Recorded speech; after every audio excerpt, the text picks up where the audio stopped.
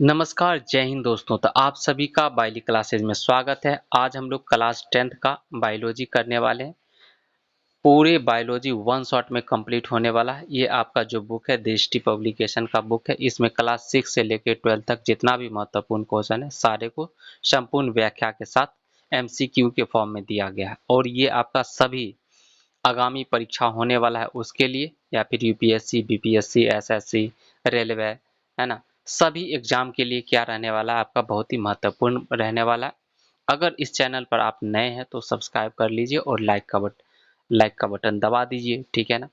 और इस चैनल पर आपको जीके जीएस से संबंधित आपको बहुत सारा वीडियो समय समय पर मिलता रहता है। और ये आपका जो क्लास 10th का है, आज हम लोग बायोलॉजी करेंगे। इससे पहले केमिस्ट्री हो चुका है। क्लास 6, 7, 8, 9, 10, 8, 9 का जो भी है आपका साइंस हो चुका है, प्लेलिस्ट बन चुका है, वहां पर जाके क्या कर सकते हैं आप देख सकते हैं, ठीक है। तो चलिए स्टार्ट करते हैं, बढ़ते हैं क्वेश्चन नंबर 1 की तरफ। और चैप्टर नंबर है आपका 6। इससे पहले आपका 5 चैप्टर है, वो केमिस्ट्री पोर्शन था। ये आपका बायोलॉजी पोर्शन स्टार्ट होता है। क्वेश्चन नंबर 1 क्या कहता है, निम्नलिखित युग्मों पर विचार कीजिए और कौन सा युग्म आपका सही सुमेलित है।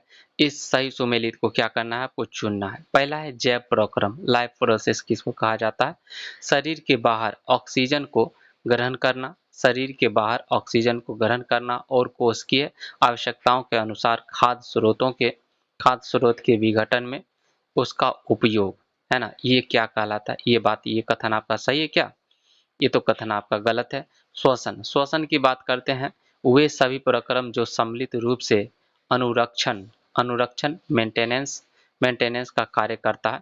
ये कथन भी गलत है। दोनों कथन क्या है आपका गलत है। ना तो आपका एक कथन सही है, ना ही आपका 2 नंबर सही है। उपयुक्त युग्म में से कोई भी आपका सुमेलित नहीं है। वे सभी प्रक्रम जो सम्मिलित रूप से अनुरक्षण का कार्य करती है जैव प्रक्रम कहलाता है। वे सभी प्रक्रम जो सम्मिलित रूप से अनुरक्षण का कार्य करती है क्या कहलाती है, जैव प्रक्रम कहलाती है। शरीर के बाहर ऑक्सीजन को ग्रहण करना, शरीर के शरीर के बाहर ऑक्सीजन को ग्रहण करना और कोशिकीय आवश्यकता के अनुसार खाद्य स्रोत के विघटन में उसका उपयोग, है ना, श्वसन कहलाता है। क्या कहलाता है, श्वसन कहलाता है, रेस्पिरेशन कहलाता है। 2 नंबर क्वेश्चन पर आ जाइए। 2 नंबर क्वेश्चन क्या कहता है आपका, और इसमें से सही कथन को क्या करना है, आपको चुनना है। एक कोशिकीय जीव को भोजन ग्रहण करने, गैसों के आदान प्रदान तथा अपशिष्ट के उत्सर्जन के लिए किसी विशेष अंग की आवश्यकता नहीं होती है। बताइए ये कथन आपका सही है, ये कथन तो आपका सही है। बहुकोशिकीय जीव में बहुकोशिकीय जीव में सभी कोशिकाएं बहुकोशिकीय जीव में सभी कोशिकाएं अपने आसपास के पर्यावरण से सीधे संपर्क में रहती है। ये जो 2 नंबर कथन है ना आपका, ये 2 नंबर कथन आपका गलत है। सिर्फ और सिर्फ आपका 1 नंबर कथन क्या है आपका सही है, ठीक है ना। ऑप्शन ए क्या हो जाएगा आपका सही हो जाएगा। एक कोशिकीय जीव की पूरी सतह पर्यावरण के संपर्क में रहती है। एक कोशिकीय जीव की जो पूरी जो सतह होती है ना, पर्यावरण के संपर्क में रहती है। इसलिए इसलिए उन्हें भोजन ग्रहण करने, गैसों के आदान प्रदान और अपशिष्ट के उत्सर्जन के लिए किसी विशेष अंग की आवश्यकता नहीं होती है। अतः कथन क्या है आपका एक सही है। बहुकोश के जीवों का आकार बड़ा और शारीरिक अभिकल्प अधिक जटिल होता है। उनमें विभिन्न कार्यों को करने के लिए आपका भिन्न भिन्न अंग विशिष्टीकृत होते हैं। इन बहुकोश के जीवों में सभी कोशिकाएं अपने आसपास के पर्यावरण के सीधे संपर्क में नहीं रह सकती। इसलिए साधारण आपका विसरण सभी कोशिकाओं की आवश्यकताओं की पूर्ति नहीं कर सकता है, ठीक है ना। इस प्रकार से कथन 2 क्या है आपका गलत। 2 नंबर कथन क्या है आपका गलत। चल आइए 3 नंबर क्वेश्चन क्या कहता है आपका। 3 नंबर क्वेश्चन पर आइए और इसमें बताना है कि आपको कौन सा आपका कथन आपका सही नहीं है। गलत वाला को क्या करना है, आपको गलत वाला को चुनना। चलिए पहला कथन को पढ़िए।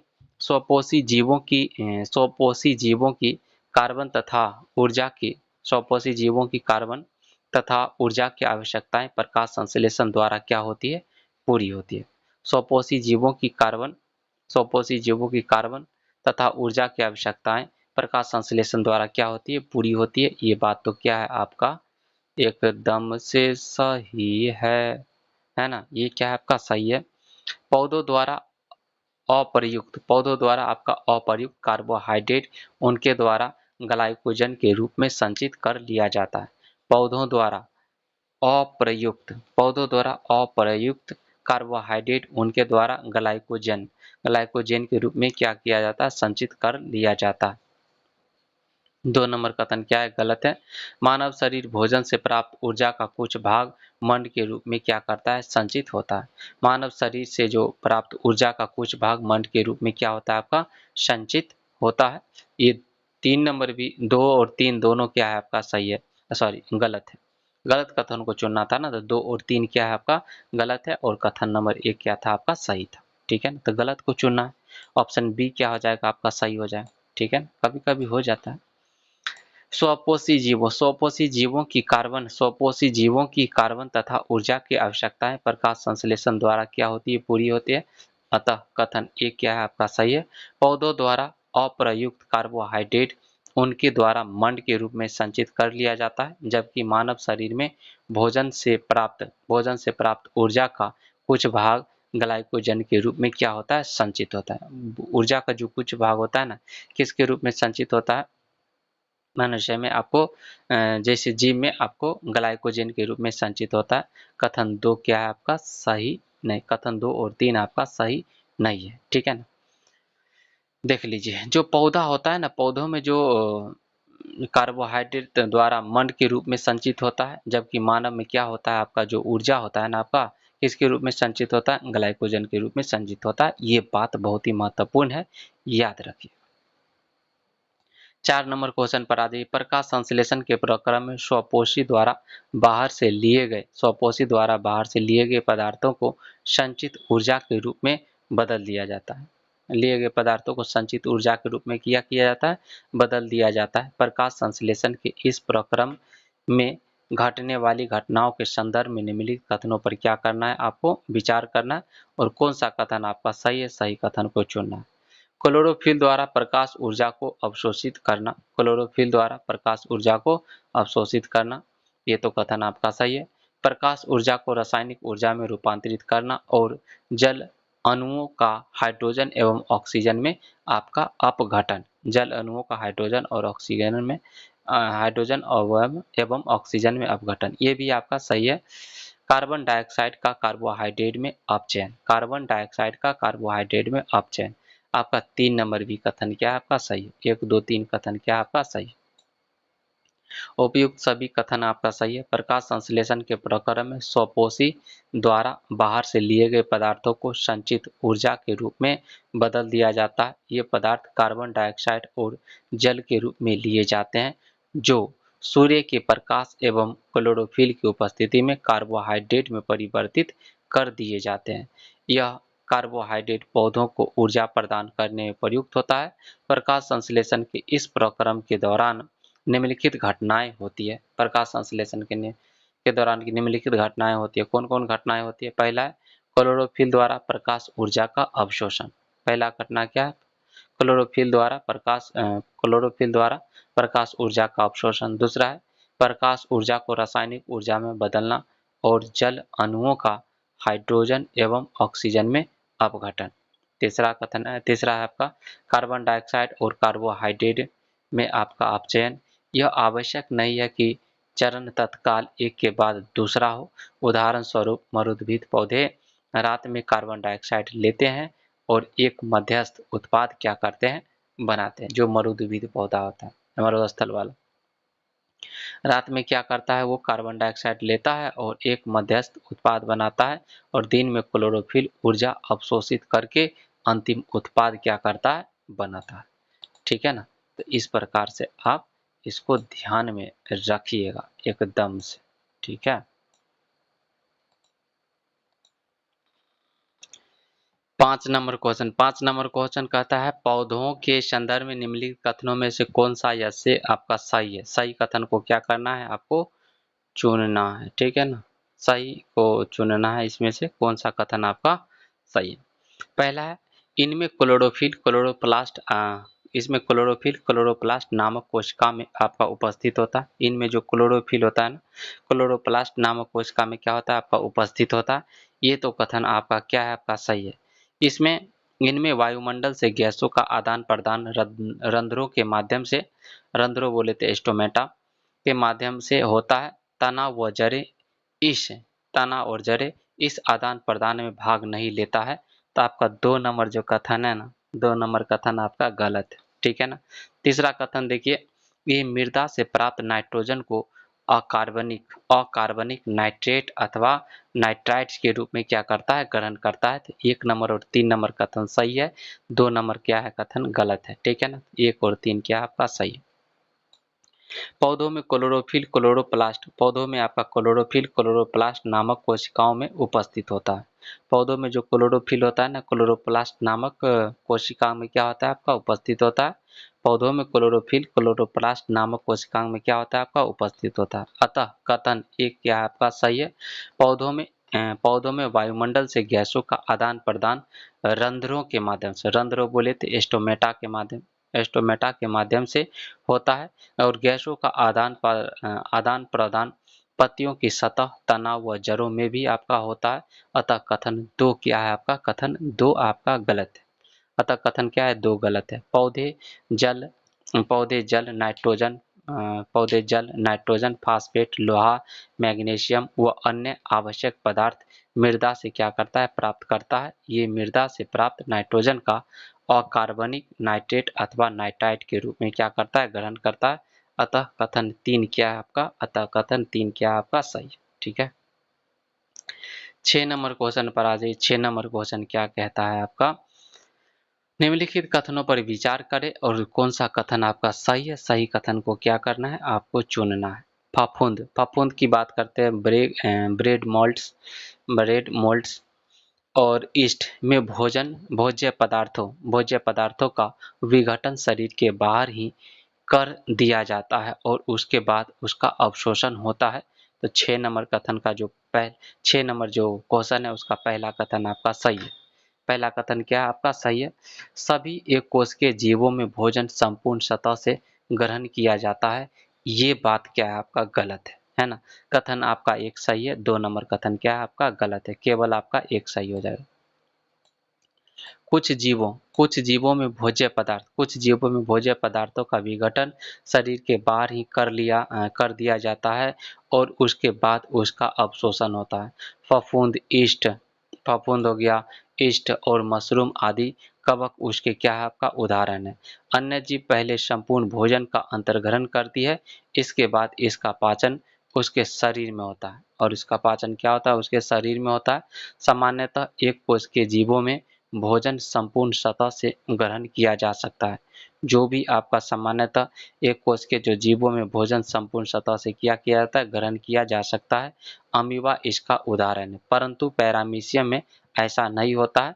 पैरामीशियम भी एक कोश के जीव है। पैरामीशियम भी क्या आपका एक कोश के जीव है।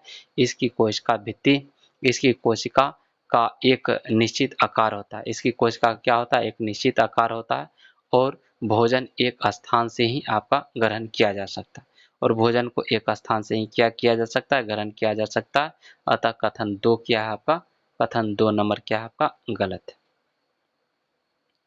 2 नंबर कथन आपका क्या था, गलत था।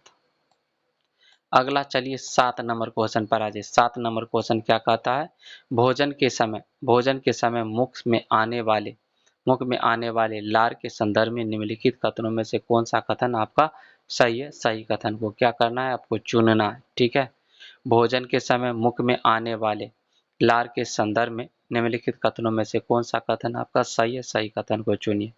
यह लाला ग्रंथि सलाइवरी ग्लैंड से निकलने वाला एक क्या है, आपका रस है, ठीक है ना। जो कि आपका जो लार है ना, लार के संदर्भ में क्या कहा जा रहा है, तो यह लाला ग्रंथि सलाइवरी ग्लैंड से निकलने वाला एक क्या है, आपका रस है। ये बात आपका क्या है, एकदम से सही है।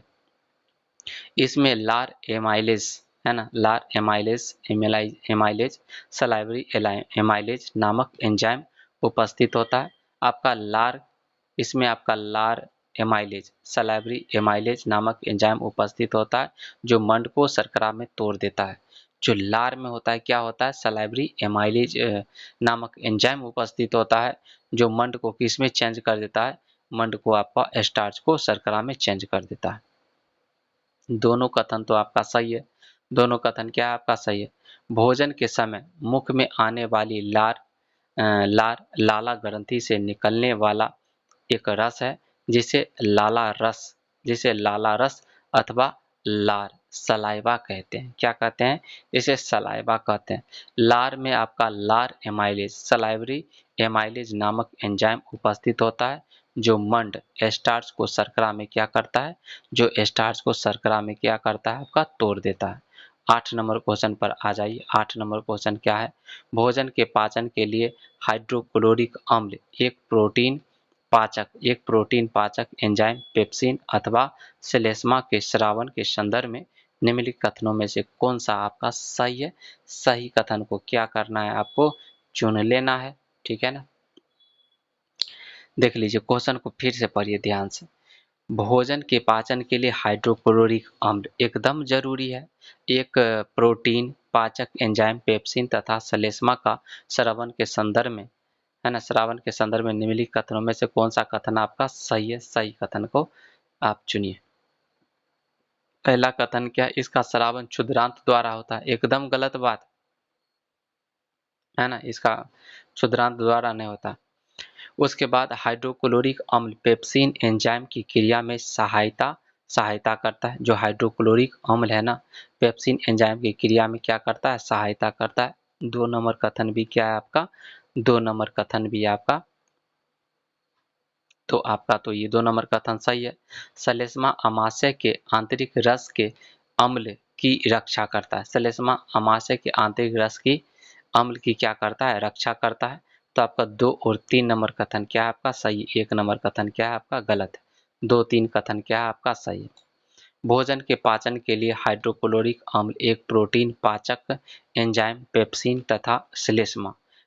तथा श्लेष्मा का स्रावन आमाशय की भित्ति में उपस्थित जठर ग्रंथियों के द्वारा किया जाता है। किसके द्वारा किया जाता है? जठर ग्रंथियों के द्वारा किया जाता है। आमाशय में क्या होता है आपका? एक जठर ग्रंथि होता है। श्लेष्मा का स्रावन आमाशय की भित्ति में आपका उपस्थित जठर ग्रंथियों के द्वारा किया जाता है। कथन एक क्या है? गलत है। हाइड्रोक्लोरिक अम्ल आपका पेप्सिन एंजाइम की क्रिया में आपका सहायता करता है। जो हाइड्रोक्लोरिक अम्ल है ना आपका पेप्सिन एंजाइम की क्रिया में क्या करता है? सहायता करता है। जबकि श्लेष्मा आमाशय के आंतरिक स्तर की अम्ल से क्या करता है? रक्षा करता है। अतः कथन 2 और 3 क्या है आपका सही है। ठीक है ना। 9 नंबर क्वेश्चन पर आ जाइए। 9 नंबर क्वेश्चन क्या कहता है आपका? निम्नलिखित में से कौन सा आहार नाल का सबसे लंबा भाग है?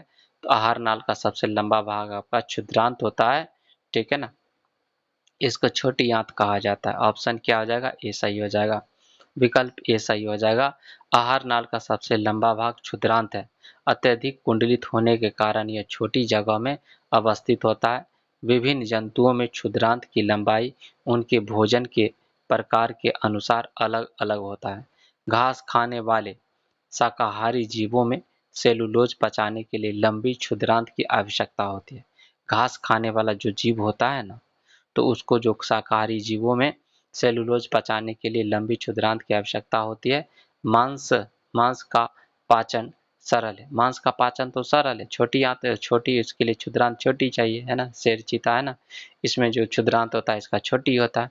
बाघ जैसे मांसाहारी का जो क्षुद्रांत होता है ना, क्या होता है? इसका छोटा होता है। अगला आ जाइए 10 नंबर क्वेश्चन पर आ जाइए तो एकदम धड़ाक से, और यहाँ पर आपको बता देना है कि कौन सा कथन आपका सही नहीं है। क्षुद्रांत्र स्मॉल इंटेस्टाइन के बारे में आपको संदर्भ में बताना है कि उसके बारे में कौन सा आपका कथन सही नहीं है। पहला, पाचन प्रक्रिया में भोजन आमाशय के बाद क्षुद्रांत में प्रवेश करता है। एकदम बात ये सही है। क्षुद्रांत कार्बोहाइड्रेट, प्रोटीन और वसा के पूर्ण पाचन का स्थल है। क्षुद्रांत की बात करते हैं तो कार्बोहाइड्रेट, प्रोटीन और वसा के पूर्ण पाचन का स्थल है। ये बात भी आपका सही है। क्षुद्रांत भोजन के पाचन के लिए पित्त रस और अग्नाशयी रस दोनों का अग्नाशय से प्राप्त करता है। एकदम गलत है। ठीक है ना। पित्त रस तो आपका किससे, गॉल ब्लैडर से प्राप्त होता है, ठीक है ना, यकृत से प्राप्त होता ना ये पित्त रस। अगला है पाचित भोजन। पाचित भोजन को क्षुद्रांत की भित्ति द्वारा अवशोषित कर लिया जाता है, ठीक है ना, तो ये बात भी सही है। आपका सी कथन क्या था, आपका सी ऑप्शन गलत था, बाद बाकी आपका सही है। व्याख्या में देख लिए, पाचन प्रक्रिया में भोजन आमाशय के बाद क्षुद्रांत में क्या करती है, आमाशय के बाद कहाँ पर प्रवेश करती है, क्षुद्रांत में प्रवेश करती है। क्षुद्रांत कार्बोहाइड्रेट, प्रोटीन और वसा के पूर्ण पाचन का क्या है, आपका स्थल है।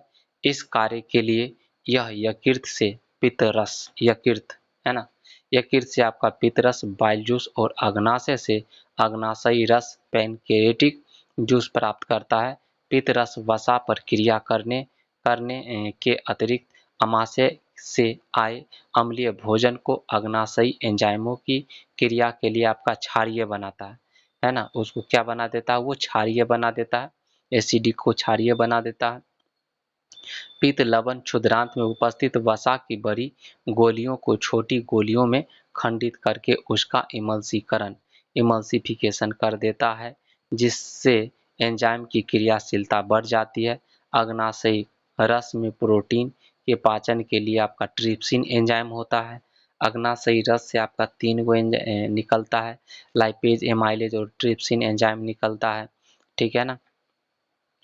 और अग्नाशय से आपका इंसुलिन भी आपका रिलीज करता है, ठीक है ना। तो आपका अग्नाशय रस में प्रोटीन के पाचन के लिए आपका ट्रिप्सिन एंजाइम होता है और इमल्सीकृत वसा का पाचन करने के लिए आपका लाइपेज एमाई लाइपेज एंजाइम होता है। लाइपेज एंजाइम किसको पचाएगा, वसा को पचाएगा। ट्रिप्सिन किसको पचाएगा, प्रोटीन को पाचन के लिए होगा, है ना। क्षुद्रांत की भित्ति में एक ग्रंथि आंत्र रस स्रावित करती है, जिसमें उपस्थित एंजाइम अंत में प्रोटीन को एमिनो अम्ल में, जटिल कार्बोहाइड्रेट को ग्लूकोज में और वसा को वसीय अम्ल एवं ग्लिसरॉल में क्या करता है, परिवर्तित कर देता है, ठीक है ना। पाचित भोजन को क्षुद्रांत की भित्ति द्वारा अवशोषित कर लिया जाता है। जो भी पाचित भोजन होता है उसको किसके द्वारा अवशोषित कर लिया जाता है, तो उसको अवशोषित कर लिया जाता है क्षुद्रांत द्वारा, ठीक है ना। पाचित भोजन को क्षुद्रांत की भित्ति द्वारा अवशोषित कर लिया जाता है ना, जिसको विली एक होता है ना, इसमें क्षुद्रांत में उपस्थित दीर्घरोम, जिसे क्या कहते हैं, विली कहते हैं, दीर्घरोम अवशोषण की सतही क्षेत्रफल क्या कर लेता है, बढ़ा लेता है और अवशोषित कर लेता है। 11 नंबर क्वेश्चन पर आ जाइए धराक से, ठीक है ना, और बताइए आंसर। पौधों के संदर्भ में निम्नलिखित कथनों पर आपको विचार करना है और कौन सा कथन आपका सही है, सही पर आपको विचार करना है। इनमें कार्बन डाइऑक्साइड और ऑक्सीजन का आदान प्रदान विसरण द्वारा होता है। इनमें कार्बन डाइऑक्साइड और ऑक्सीजन का जो आदान प्रदान होता है ना, किसके द्वारा होता है, आपका विसरण द्वारा होता है। दिन में श्वसन के दौरान निकली CO2 प्रकाश संश्लेषण में प्रयुक्त हो जाती है, अतः इसमें दिन में कोई CO2 नहीं निकलता है। दिन में आपका कोई CO2 इसमें से नहीं निकलता। कथन 1 और कथन 2 दोनों आपका एकदम से सही है। ऑप्शन क्या आ जाएगा आपका, सी सही हो जाएगा। पौधों में कार्बन डाइऑक्साइड और ऑक्सीजन का आदान प्रदान विसरण द्वारा होता है। पौधों में जो कार्बन डाइऑक्साइड और ऑक्सीजन का आदान प्रदान किसके द्वारा होता है, विसरण द्वारा होता है। दिन में श्वसन के दौरान, दिन में श्वसन के दौरान एस्पिरेशन के दौरान बनने वाली CO2 प्रकाश संश्लेषण में प्रयुक्त हो जाती है, इसलिए कोई CO2 नहीं निकलती है, अतः इस समय ऑक्सीजन का निकलना ही मुख्य घटना होता है, ठीक है। चलिए 12 नंबर क्वेश्चन पर आ जाइए धराक। 12 नंबर क्वेश्चन आपका क्या कहता,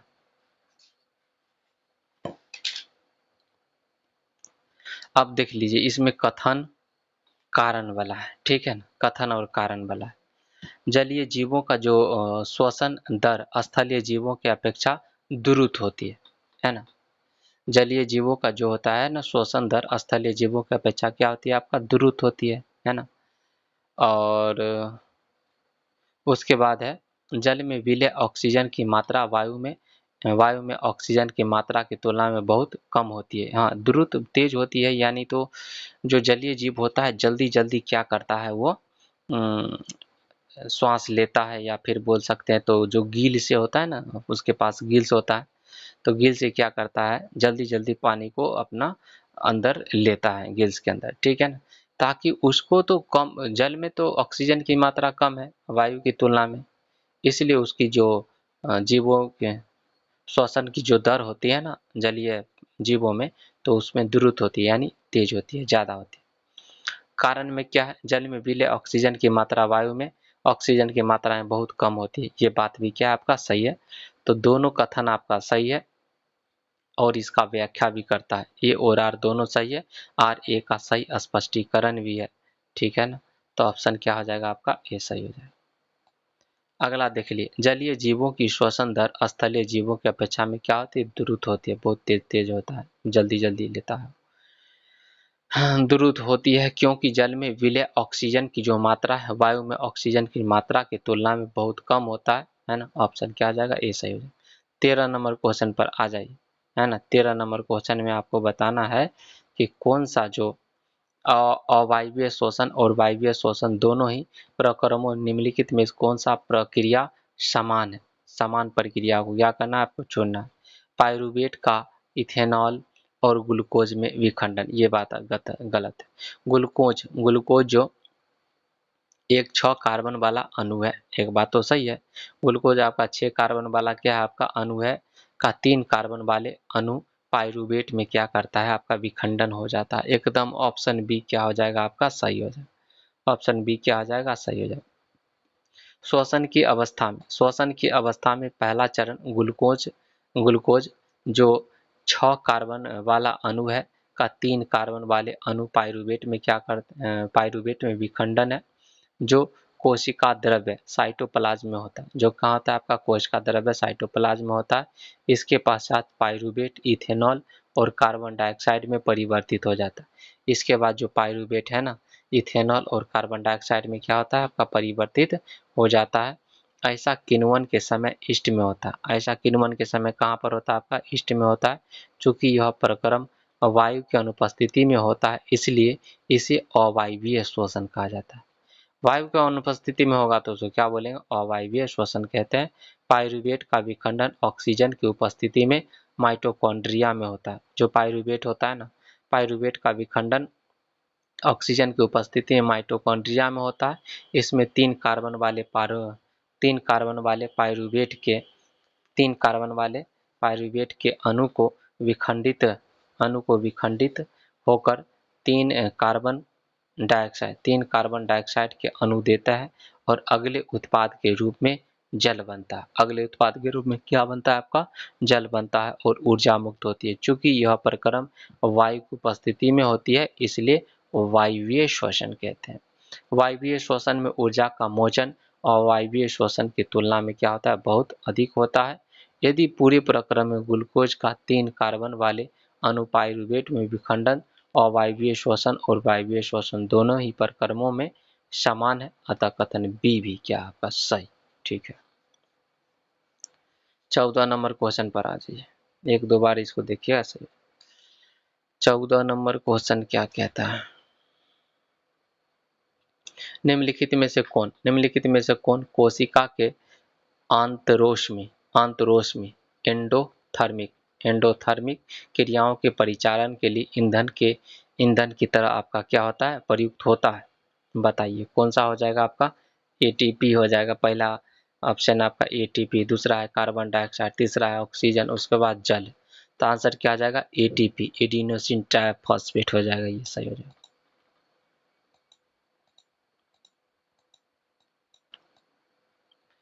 ऑप्शन क्या आ जाएगा आपका, ए सही हो जाएगा। व्याख्या देख लीजिए, कोशिकीय श्वसन में मुक्त रूप से ऊर्जा तत्काल ही एटीपी नामक अणु के संश्लेषण में क्या होता है, प्रयुक्त हो जाता है। यह एटीपी कोशिका की अन्य क्रियाओं के लिए ईंधन की तरह प्रयुक्त होता है। इसके विखंडन से एक निश्चित मात्रा में ऊर्जा मुक्त होती है, जो कोशिका के अंदर होने वाली अंतरोष्मी क्रियाओं का क्या करती है, परिचालन करती है, ठीक है ना। अगला 15 नंबर क्वेश्चन पर आ जाइए। 15 नंबर क्वेश्चन क्या कहता है आपका, मनुष्य में श्वसन के संदर्भ में निम्नलिखित कथनों पर विचार करना है और कौन सा कथन आपका सही है। सही कथन को क्या करना है, आपको चुनना है। पहला देख लीजिए, पहला कथन पर आइए। नसा द्वार में उपस्थित महीन बाल सांस लेने पर वायु को निस्पंदित फिल्टर करने का कार्य करती है। ठीक है ना, वायु को निस्पंदित फिल्टर करने का क्या करती है, कार्य करती है।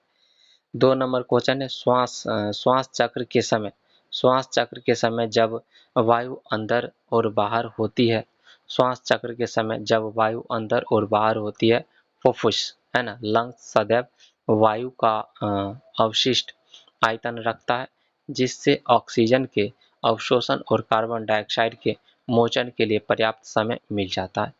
ये बात भी आपका क्या है, आपका सही है। ठीक है ना। 2 नंबर कथन क्या है, श्वास चक्र के समय जब वायु अंदर और बाहर होती है, फुफ्फुस लंग्स सदैव वायु का अवशिष्ट आयतन रखते हैं, जिससे ऑक्सीजन के अवशोषण और कार्बन डाइऑक्साइड का मोचन के लिए पर्याप्त क्या मिल जाता है, आपका समय मिल जाता है। 3 नंबर कथन क्या है, मानव में हीमोग्लोबिन नामक श्वसन वर्णक होता है, जो फुफ्फुस की वायु से ऑक्सीजन लेकर उन ऊतकों तक पहुंचाता है जिनमें ऑक्सीजन की क्या होता है, आपका कमी होता है। ठीक है, तो आपका जो कथन है ना, तीनों कथन आपका सही है ना। 1 2 3 कथन क्या है आपका, तीनों कथन आपका सही। नसा द्वार में उपस्थित महीन बाल सांस लेने पर वायु को निस्पंदित फिल्टर करने का कार्य करती है, जिससे शरीर में जाने वाला वायु धूल तथा दूसरी अशुद्धियां रहित होती है। इस मार्ग में श्लेष्मा की परत होती है, जो इस प्रक्रम में क्या होती है, सहायक होती है। इस प्रक्रम में क्या होती है, सहायक होती है। श्वास चक्र के समय जब वायु अंदर और बाहर होती है, तो फुफ्फुस लंग्स सदैव वायु का अवशिष्ट आयतन रखता है, जैसे ऑक्सीजन के अवशोषण और कार्बन डाइऑक्साइड के मोचन के लिए आपका पर्याप्त समय मिल जाता है ना। इसके लिए क्या मिल जाता है, आपका पर्याप्त समय मिल जाता है। जंतुओं के शरीर का आकार बड़ा होने के कारण अकेला विसरण दाब शरीर के सभी अंगों में ऑक्सीजन क्या करते हैं, पहुंचाने के लिए अपर्याप्त होता है। ठीक है ना। जंतुओं का शरीर का आकार बड़ा होने के कारण अकेला विसरण दाब शरीर के सभी अंगों में ऑक्सीजन पहुंचाने के लिए क्या आपका अपर्याप्त है। उसकी दक्षता कम हो जाती है, उसकी दक्षता क्या हो जाती है, कम हो जाती है। श्वसन वर्णक इस कार्य में उनकी सहायता करता है। जो श्वसन वर्णक होता है ना, इस कार्य में उसकी क्या करता है, सहायता करता है। अगला, मानव में हीमोग्लोबिन नामक श्वसन वर्णक होता है। ठीक है, मानव में क्या होता है, आपका हीमोग्लोबिन नामक श्वसन वर्णक होता है, जो फुफ्फुस की वायु से ऑक्सीजन लेकर उन ऊतकों तक पहुंचाता है जिनमें ऑक्सीजन की क्या होती है, आपका कमी होती है। यह वर्णक लाल रुधिर कणिकाओं में उपस्थित होता है। उल्लेखनीय है कि यदि मनुष्य के शरीर में विसरण द्वारा ऑक्सीजन गति करती है तो हमारे फुफ्फुस की ऑक्सीजन के एक अणु पर अन्य एक अणु को पैर के अंगूठे तक पहुंचने में अनुमानतः 3 वर्ष का समय लगेगा। ठीक है ना, देख लीजिए। मनुष्य के शरीर में विसरण द्वारा ऑक्सीजन गति अगर बोल दे रहा है कि मनुष्य में जो विसरण के द्वारा ऑक्सीजन अगर गति करती, ठीक है ना, तो फुफ्फुस से ऑक्सीजन के एक अणु को पैर के अंगूठे तक पहुंचने में कितना समय लग जाता, 3 वर्ष का समय लग जाता। आदमी तो लटक ही जाता है कि नहीं, खत्म हो जाता। अगला आ जाइए 16 नंबर क्वेश्चन पर। 16 नंबर क्वेश्चन क्या कहता है और इसमें से क्या चुनना है आपको, सही वाला ना चुनना है, सही कथन को क्या करना है, आपको चुनना है। मानव हृदय का दायां और बायां बंटवारा ऑक्सीजनीकृत तथा विऑक्सीजनीकृत रक्त को मिलने से रोकने में सहायक है। मानव हृदय के इस बंटवारे के संदर्भ में निम्नलिखित कथनों पर क्या करना है, आपको विचार करना है और विचार करके बताना है कि कौन सा कथन आपका सही है। पहला कथन क्या है, मानव हृदय का दायां भाग की बात कर रहा है। मानव हृदय का दायां भाग ऑक्सीजनीकृत रुधिर प्राप्त करता है, जबकि बायां भाग विऑक्सीजनीकृत रुधिर प्राप्त करता है। ये कथन ने क्या बोल दिया? गलत बोल दिया। ये कथन क्या है आपका? गलत है। ठीक है ना? तो इसमें उल्टा पुल्टा हो जाएगा। जो बायां भाग होता है ऑक्सीजनीकृत और दायां भाग क्या होता है आपका? विऑक्सीजनीकृत होता है। ठीक है, इस प्रकार से याद रखिएगा। ठीक है ना?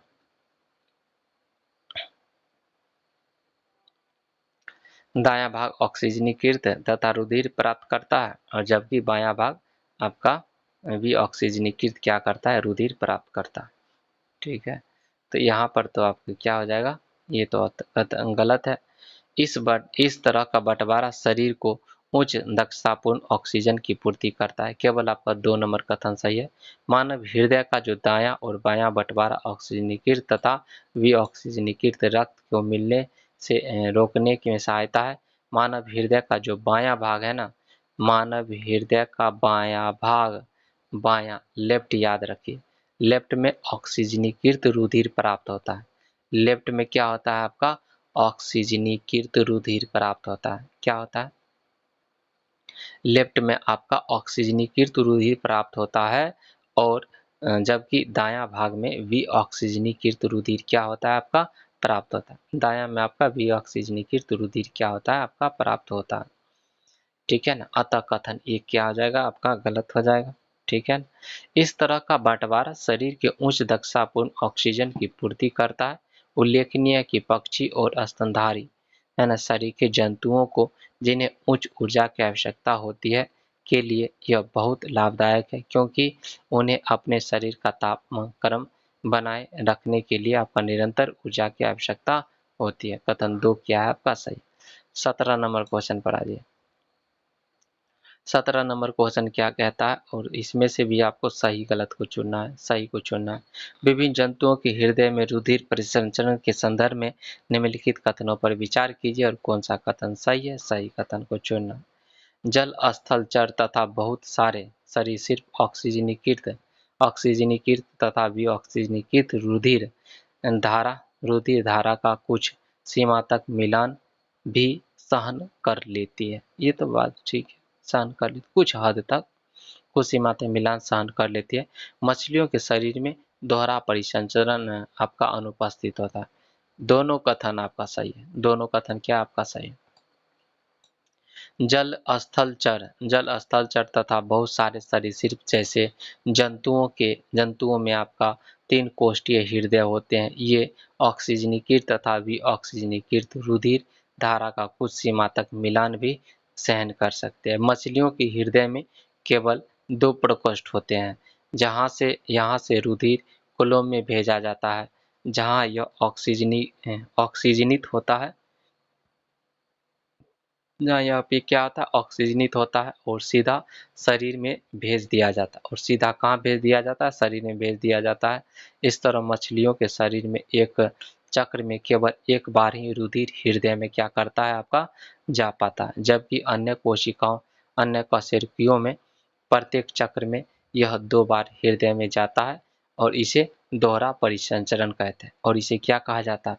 इसे दोहरा परिसंचरण कहते हैं। और इसे क्या कह देते हैं?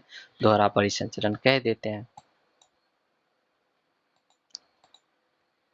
अगला आ जाइए आपका 18 नंबर क्वेश्चन। 18 नंबर क्वेश्चन क्या है? रक्तदाब के संदर्भ में निम्नलिखित कथनों पर विचार करना। रक्तदाब के संदर्भ में निम्नलिखित कथनों पर आपको विचार करना है, और कौन सा कथन आपका सही है, सही कथन को चुनना है। रक्तदाब धमनियों की अपेक्षा शिराओं में अधिक होती है। रक्तदाब धमनियों की अपेक्षा शिराओं में क्या होती है? अधिक होती है। एकदम गलत बात बोल दिया। धमनी में जो होता है ना, रक्तदाब ज्यादा होता है, शिरा में कम होता है। मनुष्य में सामान्य प्रकुंचन दाब 120 है ना। जो प्रकुंचन दाब होता है ना, सिस्टोलिक प्रेशर क्या होता है आपका? 120 mm पारा के बराबर होता है। 120 mm पारा के दाब के बराबर होता है। तथा अनुशीतलन है ना, एक होता है सिस्टोलिक और दूसरा होता है डायस्टोलिक। ठीक है ना। अनुशीतलन दाब 80 mm पारा के बराबर होता है। ठीक है ना। तो ये तो कथन आपका सही है, 2 नंबर। इसको मापने के लिए स्फिग्नोमैनोमीटर का क्या किया जाता है, स्फिग्नोमैनोमीटर नामक यंत्र का प्रयोग किया जाता है। ये बात सही है। 2 और 3 कथन सही है, 1 नंबर कथन क्या है आपका गलत है। रुधिर रुधिर है ना, रुधिर वाहिकाओं की भित्ति के विरुद्ध जो दाब लगता है उसे रक्तदाब कहते हैं। उसे क्या कहते हैं, रक्तदाब कहते हैं। रक्तदाब शिराओं की अपेक्षा धमनियों में अधिक होता है। रक्तदाब शिराओं की अपेक्षा धमनी में क्या होता है आपका ज्यादा होता है। कथन 1 गलत है। धमनियों के अंदर रुधिर का दाब नीले नीले प्रकुंचन बोले तो संकुचन के दौरान प्रकुंचन दाब और नीले अनुशीतलन बोले तो शीतलन के दौरान अनुशीतलन दाब क्या कहलाता है। ये क्या बोल दिया, धमनियों के अंदर रुधिर का दाब नीले प्रकुंचन के दौरान प्रकुंचन दाब और नीले अनुशीतलन है ना, शीतलन के दौरान अनुशीतलन दाब कहलाता है। मनुष्य में सामान्य प्रकुंचन दाब 120 mm पारा के बराबर होता है।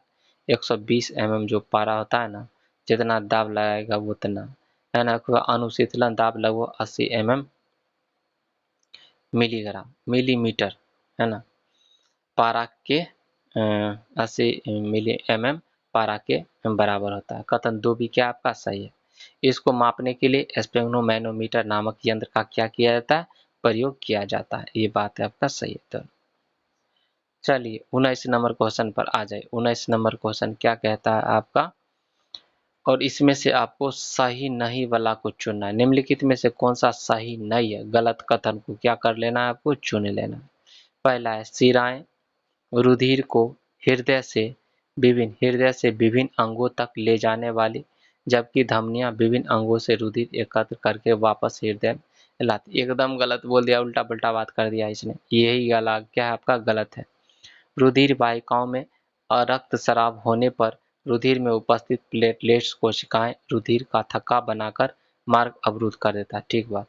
लसिका एक अन्य द्रव है। लसिका एक अन्य द्रव है जो वहन में सहायक है, जिसे उत्तक तरल भी कहते हैं। ठीक है ना, ये आपका क्या है, ये भी कथन ऑप्शन सही है। उसके बाद अगला है पाचित और क्षुद्रांत द्वारा अवशोषित वसा का वहन लसिका द्वारा था। ये बात भी सही है ना। बी सी डी ऑप्शन क्या सही है, 1 नंबर क्या है ऑप्शन गलत है। धमनियां रुधिर को हृदय से शरीर के विभिन्न अंगों तक ले जाती है। इसमें प्रेशर आपका ज्यादा होता है, इसमें वाल्व नहीं पाया जाता है। जबकि शिराएं विभिन्न अंगों से रुधिर एकत्रित करके वापस हृदय में लाती है। कथन ए क्या है आपका, गलत है। अन्य सभी कथन आपका सही है। धमनी की भित्ति मोटी और लचीली होती है। जो धमनी की भित्ति होती है ना, क्या होती है आपका, मोटी और लचीली होती है। क्योंकि रुधिर हृदय से दाब के साथ क्या करता है, निकलता है। रुधिर वाहिकाओं में रक्तस्राव होने पर रुधिर में उपस्थित प्लेटलेट्स कोशिकाएं रक्तस्राव के स्थान पर रुधिर का थक्का बनाकर मार्ग क्या कर देता है, ये अवरुद्ध कर देता है। लसिका एक अन्य द्रव है। लसिका क्या आपका एक अन्य द्रव है जो वहन में सहायक है, जिसे उत्तक तरल भी कहते हैं। जिसे क्या कहते हैं, उत्तक तरल भी कहते हैं। पाचित और क्षुद्रांत द्वारा अवशोषित वसा का वहन लसिका द्वारा होता है। किसके द्वारा होता है, लसिका द्वारा होता है ना। इस बात को एकदम से आप ध्यान में रखिएगा। क्वेश्चन नंबर 20 है ना, पादपों के संदर्भ में निम्नलिखित कथनों पर क्या करना है, आपको विचार करना है और कौन सा कथन सही है, सही कथन को चुनना है। जाइलम मृदा से प्राप्त जल और खनिज लवणों का वहन करता है। ये बात क्या है आपका सही है। वाष्पोत्सर्जन जल के अवशोषण और जड़ से पत्तियों तक जल एवं उसमें विलय खनिज लवणों के ऊपरी मुखी गति में सहायता करता है। ये बात भी सही है। वाष्पोत्सर्जन पादपों के तापमान के नियमन में भी आपका सहायता करता है।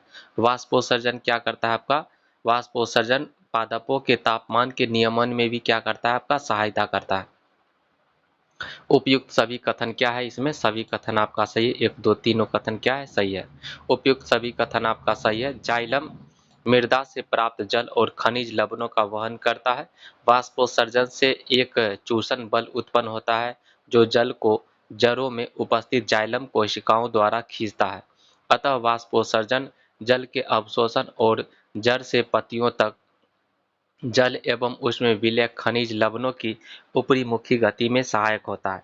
उल्लेखनीय है कि जल और मृदा के मध्य सांद्रण आयन सांद्रण में अंतर के कारण उत्पन्न दाब से भी आपका जल ऊपर की ओर ढकेला जाता है, परंतु यह दाब पादपों की अधिक ऊंचाई के कारण जल को वहां तक पहुंचाने के लिए स्वयं में पर्याप्त नहीं है। इसके लिए पादप वाष्पोत्सर्जन से उत्पन्न चूषण अथवा चूषक बल का प्रयोग करती है। वाष्पोत्सर्जन पादपों के तापमान के नियमन में भी क्या करता है, सहायता करता है। जो वाष्पोत्सर्जन होता है पादपों के तापमान के नियमन में भी क्या करता है, ये सहायता करता है। 21 नंबर क्वेश्चन पर आ जाइए। 21 नंबर क्वेश्चन क्या कहता है और सही कथन को चुनना है आपको, ठीक है। फ्लोएम प्रकाश संश्लेषण के उत्पादों के साथ एमिनो एसिड तथा अन्य पादपों को पौधों के एक भाग से दूसरे भाग में क्या करता है, आपका पहुंचाता है। ये कथन आपका क्या है, सही है। फ्लोएम में पदार्थों का स्थानांतरण ऊर्जा के उपयोग से पूरा होता है। फ्लोएम में पदार्थों का जो स्थानांतरण होता है ना, किससे आपका होता है, फ्लोएम में पदार्थों का स्थानांतरण ऊर्जा के उपयोग से पूरा होता है। ये आपका दोनों कथन क्या है, सही है। दोनों कथन आपका सही है। उपयुक्त दोनों कथन सही है। फ्लोएम प्रकाश संश्लेषण के उत्पादों के साथ साथ एमिनो एमिनो एसिड एमिनो अम्ल तथा अन्य पदार्थों को पौधे के अन्य भाग से दूसरे भाग में क्या करता है, पहुंचाता है। ये पदार्थ विशेष रूप से जड़ के भंडारण अंगों, फलों, बीजों और वृद्धि वाले अंगों में ले जाए जाते हैं। भोजन तथा अन्य पदार्थों का स्थानांतरण संगलन साथ ही कोशिका की सहायता से चालनी नलिका में ऊपरीमुखी और अधोमुखी दोनों दिशाओं में होता है। जहां जाइलम द्वारा परिवहन सामान्य भौतिक बालों द्वारा समझा जा सकता है, वही फ्लोएम में पदार्थों का स्थानांतरण ऊर्जा के उपयोग से पूरा होता है।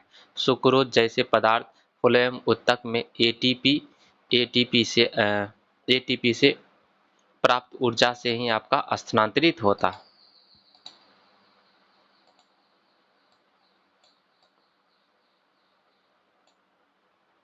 बाईस नंबर क्वेश्चन पर आ जाइए। मानव उत्सर्जन तंत्र के संदर्भ में निम्नलिखित कथनों पर क्या करना है, आपको विचार करना है और कौन सा कथन सही है, सही कथन को चुनना है, ठीक है ना। पहला कथन क्या है, वृक्क रुधिर में नाइट्रोजनी वर्ज्य पदार्थों नाइट्रोजनस वेस्ट को अलग करने का काम करता है, ठीक है ना। ये बात आपका सही है। वृक्क के अंदर आपका नेफ्रॉन नामक निस्यंदन एकक फिल्ट्रेशन यूनिट उपस्थित होता है, ये बात भी सही है। वृक्क द्वारा हुए प्रारंभिक निस्यंद फिल्ट्रेट में बचे पदार्थों का चयनित पुनरावशोषण है ना, सिलेक्शन री एब्जॉर्बेशन मूत्रवाहिनी में होता है, ठीक है ना। ये तीनों कथन क्या है, आपका सही है। 1, 2, 3 कथन क्या आपका सही है। उपयुक्त तीनों कथन सही है। वृक्क रुधिर से नाइट्रोजनी वर्ज्य पदार्थ जैसे यूरिया तथा यूरिक अम्ल को अलग करने का काम करता है। इस कार्य के लिए प्रत्येक वृक्क के अंदर नेफ्रॉन वृक्काणु नामक निस्यंदन एकक फिल्ट्रेशन यूनिट उपस्थित होता है। वृक्क द्वारा हुए प्रारंभिक निस्यंदन फिल्ट्रेशन में बचे पदार्थों जैसे ग्लूकोज, एमिनो एसिड, लवण और प्रचुर मात्रा में जल का चयनित पुनरावशोषण मूत्रवाहिनियों में होता है। मूत्रवाहिनी वृक्क को मूत्राशय से जोड़ती है। जो मूत्रवाहिनी होती है ना, वृक्क को किससे जोड़ती है, मूत्राशय से जोड़ती है, जहां मूत्र भंडारित होता है। यह मूत्राशय पेशीय होता है, अतः यह तंत्रिका नियंत्रण नर्वस कंट्रोल तंत्रिका नियंत्रण में होता है, ठीक है। 23 नंबर क्वेश्चन पर आ जाए। 23 नंबर क्वेश्चन क्या कहता है और इसमें से भी आपको किसको चुनना है, सही कथन को चुनना है, ठीक है ना।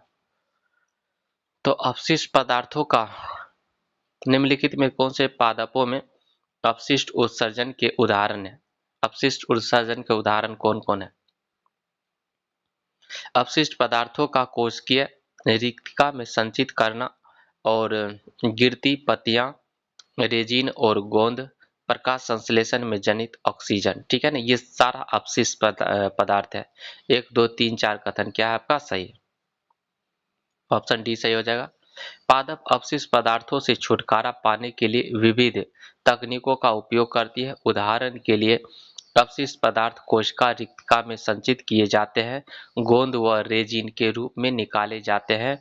पौधों में गिरने वाली पत्तियों में भी आपका अपशिष्ट संचित रहता है। साथ ही प्रकाश संश्लेषण में जनित ऑक्सीजन भी अपशिष्ट उत्पाद कहीं जा सकती है। पौधे अतिरिक्त जल से वाष्पोत्सर्जन द्वारा छुटकारा पा सकता है।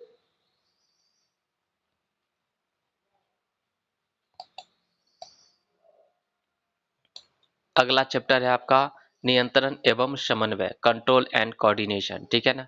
पहला क्वेश्चन क्या है, जंतु तंत्रिका तंत्र के संदर्भ में निम्नलिखित कथनों पर क्या करना है, आपको विचार करना है और कौन सा कथन सही है, सही कथन को चुनना है। जंतुओं में गति के नियंत्रण और समन्वय का कार्य तंत्रिका तथा पेशी ऊतकों द्वारा होता है। ये बात क्या है आपका सही है। तंत्रिका ऊतक शरीर के एक भाग से दूसरे भाग तक सूचनाओं का संवहन विद्युत आवेग के द्वारा करता है। ये बात भी सही है, दोनों कथन क्या है आपका सही है।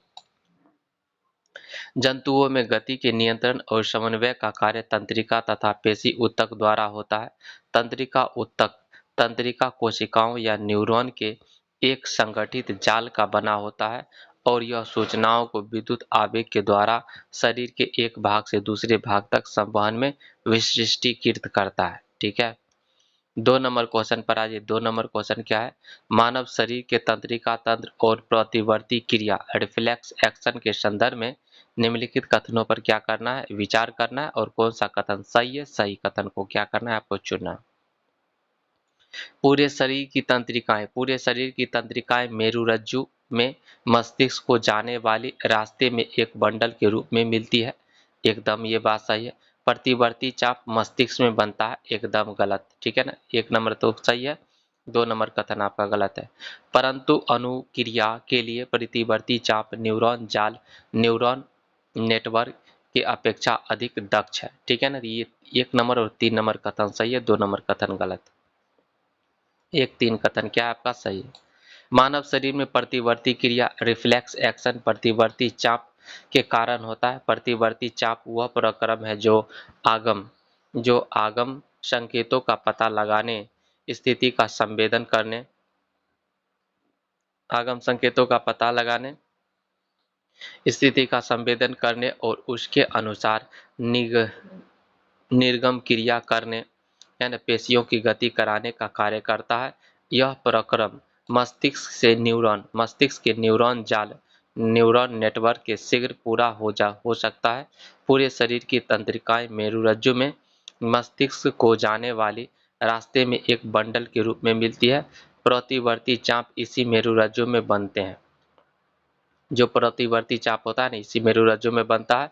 यद्यपि आगत सूचनाएं मस्तिष्क तक भी आपका भेजी जा सकती है। अतः कथन 1 सही है, परंतु 2 कथन क्या आपका गलत है, ठीक है ना। परंतु अनुक्रिया के लिए प्रतिवर्ती चाप अपने शीघ्रतापूर्ण कार्य प्रणाली के कारण न्यूरॉन नेटवर्क की अपेक्षा अधिक दक्ष कार्य प्रणाली है, ठीक है ना। तो 3 नंबर कथन भी क्या है आपका सही है। 3 नंबर क्वेश्चन पर आ जाइए और 3 नंबर क्वेश्चन में इसमें भी आपको क्या करना है, कौन सा कथन आपका सत्य है, सही कथन को चुनना है। मेरुरज्जु तंत्रिकाओं की बनी होती है। मेरुरज्जु किसकी बनी होती है, तंत्रिकाओं की बनी होती है और सोचने के लिए सूचनाएं प्रदान करती है, एकदम ये बात सही है। मेरुरज्जु किसकी बनी होती है, तंत्रिकाओं की बनी होती है। मेरुरज्जु केंद्रीय तंत्रिका तंत्र का भाग न होते हुए भी प्रतिवर्ती क्रिया में महत्वपूर्ण भूमिका निभाती है। ये 2 नंबर कथन आपका गलत है, केवल 1 सही है ना, केवल कथन आपका 1 सही है। मेरुरज्जु तंत्रिकाओं की बनी होती है जो सोचने के लिए सूचनाएं प्रदान करती है, अतः कथन 1 सही है। कथन 2 गलत है, क्योंकि मस्तिष्क तथा मेरुरज्जु केंद्रीय तंत्रिका तंत्र बनाता है। मस्तिष्क तथा मेरुरज्जु क्या बनाता है, आपका केंद्रीय तंत्रिका तंत्र बनाता है। 6 नंबर, मानव मस्तिष्क के संदर्भ में निम्नलिखित युग्मों में से आपको विचार करना है, कौन सा कथन आपका सुमेलित है, सही सुमेलित है। पहला है आपका अग्र मस्तिष्क। अग्र मस्तिष्क की बात करते हैं तो अनैच्छिक क्रियाओं के लिए पूर्ण रूप से उत्तरदायी होता है। एकदम गलत बात बोल दिया। पश्च मस्तिष्क से बात करते हैं, मस्तिष्क का मुख्य सोचने का भाग है। एकदम दोनों कथन गलत है आपका, ना तो एक सही है ना ही दो सही है। चलिए, मस्तिष्क का मुख्य सोचने का भाग होता है जो अग्र मस्तिष्क होता है। मुख्य सोचने का भाग मस्तिष्क का कौन सा भाग होता है? आपका अग्र मस्तिष्क होता है। इसमें विभिन्न गहराई से संवेदी आवेग सूचनाएं प्राप्त करने के लिए क्षेत्र होते हैं। अग्र मस्तिष्क के अलग अलग क्षेत्र सुनने, सूंघने, देखने आदि के लिए विशिष्टीकृत होता है। जो अग्र मस्तिष्क होता है ना, अग्र मस्तिष्क का अलग अलग जो क्षेत्र होता है, सुनने के लिए, सूंघने के लिए, देखने आदि के लिए क्या होता है? विशिष्टीकृत है। कुछ जटिल संवेदनों जैसे यह जानने के लिए कि पेट पूरा भरा है, भूख से संबंधित एक केंद्र भी अग्र मस्तिष्क में एक अलग भाग के रूप में होता है। ठीक है ना, अग्र मस्तिष्क में ही होता है ये सब। उसका अनैच्छिक क्रिया की बात करते हैं। अनैच्छिक क्रियाओं के लिए उत्तरदायी मध्य मस्तिष्क और पश्च मस्तिष्क उत्तरदायी होता है। अनैच्छिक क्रिया के लिए कौन उत्तरदायी होता है? आपका मध्य मस्तिष्क तथा पश्च मस्तिष्क उत्तरदायी होता है।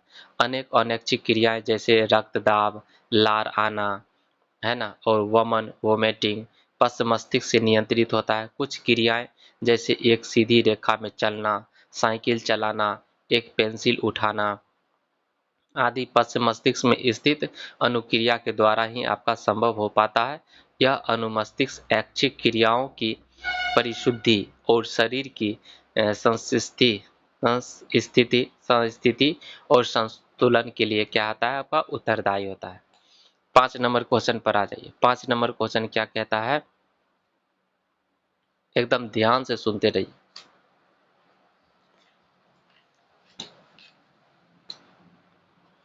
5 नंबर, निम्नलिखित कथनों पर क्या करना है? आपको विचार करना है और कौन सा कथन आपका सही है, सही कथन को चुनना है। पादपों में न तो तंत्रिका तंत्र होता है, पादपों में न तो तंत्रिका तंत्र होता है और न ही आपका पेशियां। ठीक है ना, ये कथन आपका सही है ना। उसके बाद बोलता है जंतु कोशिकाएं सतत, है ना, कंटिन्यूअली, है ना, सतत बोले कंटिन्यूअसली बोल सकते हैं, व विद्युत आवेश व जनित कर सकती है ना, जनित कर सकती है और न ही संचालित कर सकती है। ठीक है ना, आवेश न ही जनित कर सकती है और न ही संचालित कर सकती है। जंतु कोशिकाएं सतत विद्युत आवेश न जनित कर सकती है और न ही संचालित कर सकती है। ये कथन आपका दोनों क्या है? आपका सही है। 1 और 2 कथन क्या है? दोनों सही है आपका।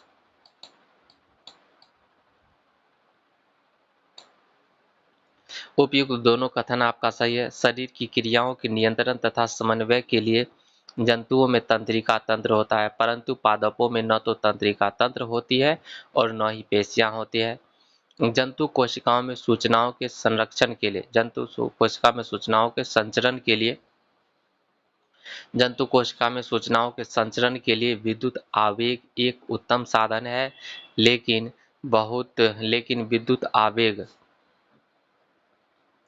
विद्युत आवेग की कुछ सीमाएं हैं। सर्वप्रथम वे केवल उन्हीं कोशिकाओं तक पहुंचेगी जो तंत्रिका ऊतक से आपका जुड़ी है। दूसरी एक बात, यदि कोशिका में आवेग जनित होता है और संचारित होता है तो पुनः नया आवेग जनित करने और उसे संचारित करने के लिए कोशिका कुछ समय लेगी। अतः जंतु कोशिकाएं सतत विद्युत आवेश व जनित कर सकती है और न ही आपका संचारित कर सकते हैं। जो जंतु कोशिकाएं होती है ना, सतत विद्युत आवेश न जनित कर सकती है और न ही संचारित कर सकती है। ठीक है ना। 6 नंबर क्वेश्चन पर आ जाए। 6 नंबर क्वेश्चन क्या कहता है आपका? और इसमें से आपको क्या चुनना है? सही कथन को चुनना है। तीनों में से सही कथन को चुनना है। कौन सा कथन आपका सही हो? पादपों के संदर्भ में निम्नलिखित कथनों पर विचार करें। छुई मुई, जो छुई मुई का पौधा है ना, छुई मुई की पत्तियां स्पर्श की अनुक्रिया से बहुत तेजी से गति करती है। जो छुई मुई की जो पत्तियां होती है ना, स्पर्श की अनुक्रिया से बहुत तेजी से क्या होती है? आपका गति करती है। जो कि इसकी वृद्धि के लिए बहुत आपका उपयोगी है, जो कि इसकी वृद्धि के लिए बहुत क्या है आपका उपयोगी है। ये तो कथन आपका गलत है। 2 नंबर देख लिए कथन, पादप स्पर्श जैसे उद्दीपन की सूचना को एक कोशिका से दूसरी कोशिका तक संचारित करने के लिए वैद्युत, रसायन, इलेक्ट्रिकल, केमिकल साधन का उपयोग करती है। ये बात सही है। 2 नंबर कथन क्या है आपका सही है। पादप स्पर्श और उद्दीपन की सूचना को एक कोशिका से दूसरी कोशिका तक संचारित करने के लिए वैद्युत, रसायन, इलेक्ट्रिकल केमिकल साधन का प्रयोग करती है। ये बात सही है। पादप कोशिकाओं में गति के लिए जंतु पेशी कोशिकाओं की तरह विशिष्टीकृत प्रोटीन होती है। ये बात क्या है आपका गलत है। 2 नंबर सिर्फ कथन आपका सही है। बी कथन सही है। छुई मुई की पत्तियां स्पर्श की अनुक्रिया से बहुत तेजी से गति करती है, परंतु इस गति से इसकी वृद्धि का कोई संबंध नहीं है, अतः कथन एक क्या है आपका गलत है। पादप भी स्पर्श जैसी उद्दीपन की सूचना को एक कोशिका से दूसरी कोशिका तक संचारित करने के लिए वैद्युत, रसायन साधन का उपयोग करती है, अतः कथन 2 क्या है आपका कथन 2 सही है। पादप कोशिकाओं में गति के लिए जंतु पेशी कोशिकाओं की तरह विशिष्टीकृत प्रोटीन तो नहीं होती है, अपितु वे जल की मात्रा में परिवर्तन करके अपनी आकृति बदलती रहती है, जिस कारण फूलों फूलों या फूलों फूलने जिस कारण फूलने या सिकुड़ने में उसका आकार बदल जाता है, अतः कथन 2 भी क्या है आपका सॉरी कथन 3 भी क्या है आपका गलत है। छुई मुई का पौधा इन्हीं विधियों से स्पर्श जैसे उद्दीपन के प्रति अनुक्रिया करती है। ठीक है ना। अगला आ जाइए 7 नंबर क्वेश्चन की तरफ, और 7 नंबर क्वेश्चन कौन सा आपका सही है, सही को चुनना है आपको। ठीक है ना। और सूची 1 सूची 2 को मिलाना है। इधर है आपका पादप हार्मोन और इधर है प्रभाव। ठीक है ना। पादप हार्मोन और इधर प्रभाव। पहला है आपका ऑक्सिन, है ना। ऑक्सिन से क्या प्रभाव होता है बताइए। ऑक्सिन से होता है आपका ऑक्सिन से होता है आपका कोशिकाओं की लंबाई में वृद्धि में सहायक होता है। ऑक्सिन आपका कोशिकाओं की लंबाई में वृद्धि में क्या होता है आपका सहायक होता है। जिब्रेलिन, जिब्रेलिन की बात करते हैं तो ये आपका क्या करता है, जिब्रेलिन तने की वृद्धि में सहायता करता है। जिब्रेलिन तने की वृद्धि में सहायता करता है। ऑक्सिन कोशिकाओं की लंबाई में वृद्धि में क्या करता है, सहायता करता है।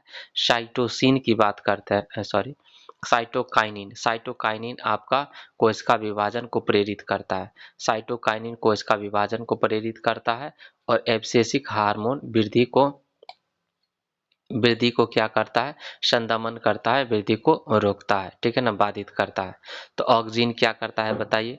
ऑक्सिन कोशिका की लंबाई में वृद्धि में सहायता होता है। जिब्रेलिन तने में वृद्धि में सहायता करता है। साइटोकाइनिन कोशिका विभाजन को प्रेरित करता है। एब्सिसिक अम्ल वृद्धि का संदमन करता है ना, रोकता है।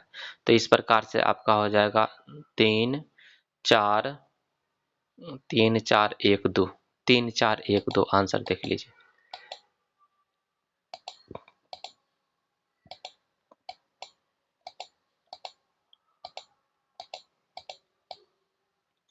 3 4 1 2 ऑप्शन क्या हो जाएगा, 3 4 1 2 ऑप्शन बी सही हो जाएगा।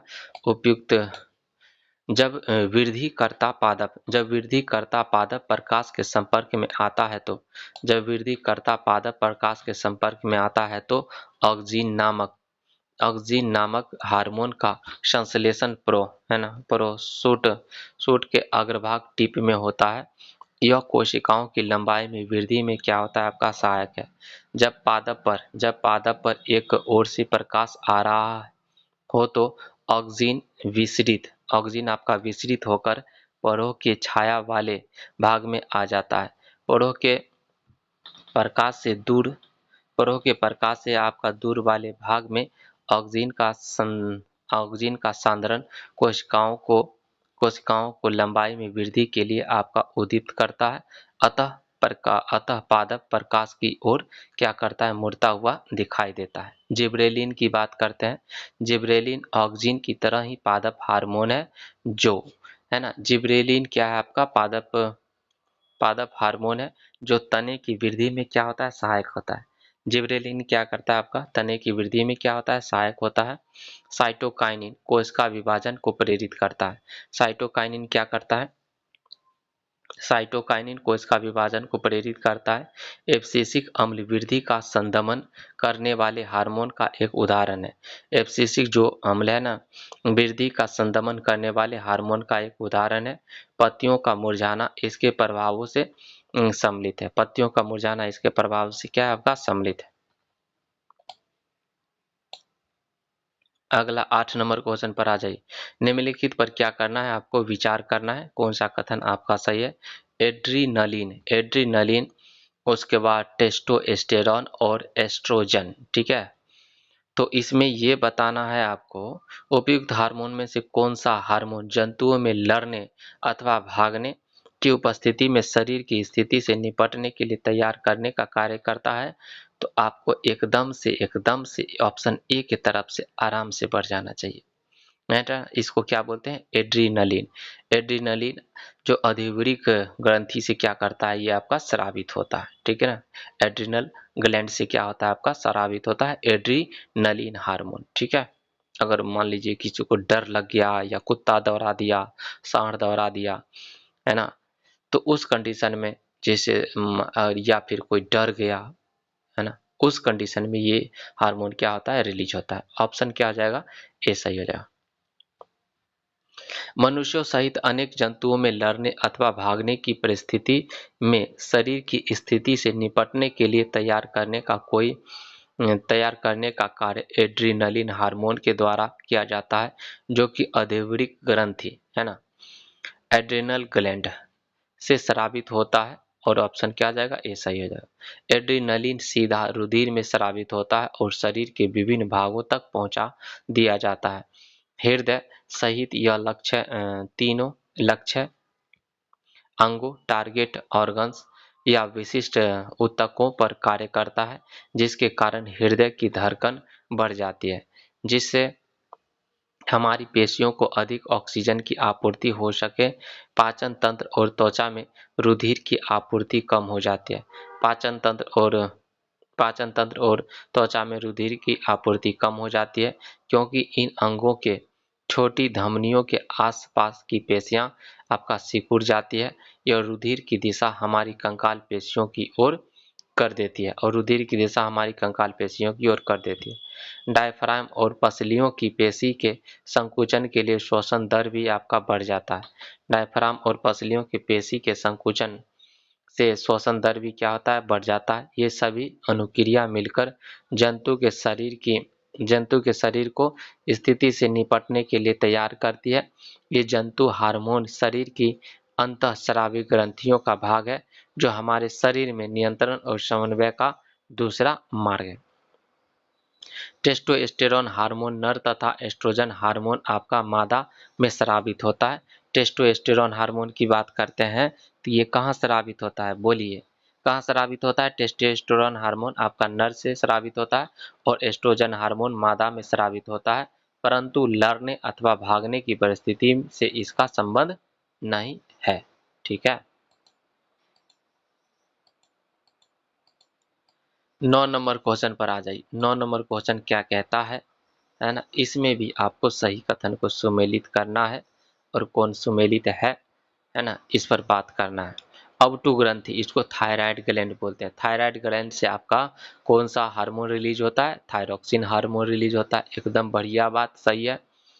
पीयूष ग्रंथि पिट्यूटरी ग्लैंड से आपका कौन सा हार्मोन स्रावित होता है, वृद्धि हार्मोन स्रावित होता है, एकदम सुंदर बात। अग्नाशय से आपका इंसुलिन स्राव होता है, एकदम सुंदर बात, ये भी सही है। 1 2 3 तीनों कथन क्या है आपका, सही है। उपयुक्त सभी युग्म क्या है, सुमेलित है। थायरोक्सिन हार्मोन का संश्लेषण अवटु ग्रंथि द्वारा होता है। थायरोक्सिन हार्मोन का जो संश्लेषण है अवटु ग्रंथि द्वारा होता है, जिसके लिए आयोडीन आवश्यक, जिसके लिए क्या आवश्यक है, आयोडीन आवश्यक है। थायरोक्सिन थायरोक्सिन कार्बोहाइड्रेट प्रोटीन और वसा के उपापचय का नियंत्रण करता है। जो थायरोक्सिन होता है ना, कार्बोहाइड्रेट प्रोटीन और वसा के उपापचय का क्या करता है, नियंत्रण करता है, जिससे वृद्धि के लिए उत्कृष्ट संतुलन उपलब्ध कराया जा सके। साथ ही यदि शरीर में आयोडीन की कमी होती है तो गटर से ग्रस्त होने की संभावना बनी रहती है। गटर से बोले तो वही घेगा। वृद्धि हार्मोन पीयूष ग्रंथि से स्रावित होता है। वृद्धि हार्मोन कहाँ स्रावित होता है? पीयूष ग्रंथि से स्रावित होता है। यह शरीर की वृद्धि और विकास को नियंत्रित करता है। बाल्यकाल में इसकी कमी बौनेपन का कारण बनता है। जो छोटा अवस्था में ये बौनेपन का कारण बनता है। इंसुलिन का उत्पादन अग्नाशय में होता है। इंसुलिन का उत्पादन कहाँ पर होता है? आपका अग्नाशय में होता है।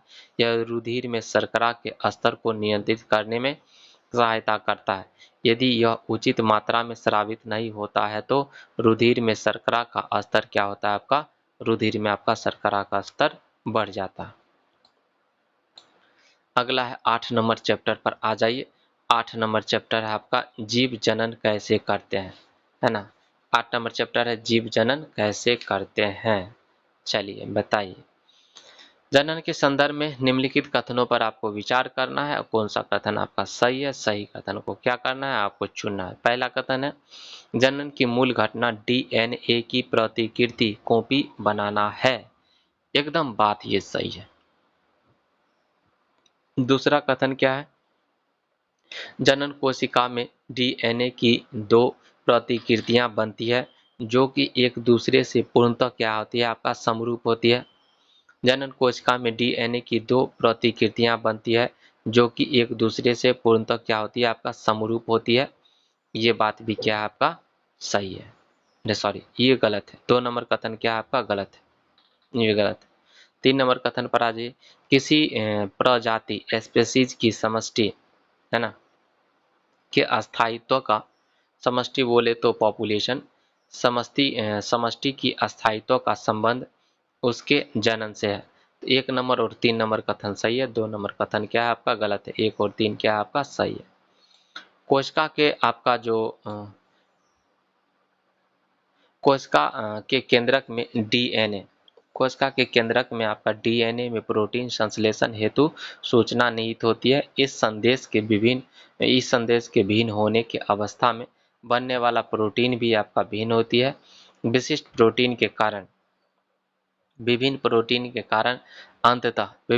के कारण अंततः शारीरिक अभिलक्षण भी विविधता होती है। अतः जनन की मूल घटना डीएनए की प्रतिकृति बनाना है। डीएनए की प्रतिकृति बनाने के लिए कोशिकाएं विभिन्न रासायनिक क्रियाओं का उपयोग करती है। जनन कोशिका में इस प्रकार की डीएनए की दो प्रतिकृतियां होती है तथा एक दूसरे से अलग होना आवश्यक है। अतः कथन 1 सही है। 2 नंबर कथन क्या है? आपका गलत है। उल्लेखनीय है कि कोई भी जैव रासायनिक प्रक्रिया पूर्ण रूप से विश्वसनीय नहीं होती है। संभव है कि डीएनए प्रतिकृति की प्रक्रिया में कुछ विभिन्नताएं आएगी। परिणाम स्वरूप बनने वाली प्रतिकृतियां एक समान तो होंगी परंतु मौलिक डीएनए के समरूप नहीं होगी। जो मौलिक डीएनए होता है ना, उसके समरूप नहीं होगी।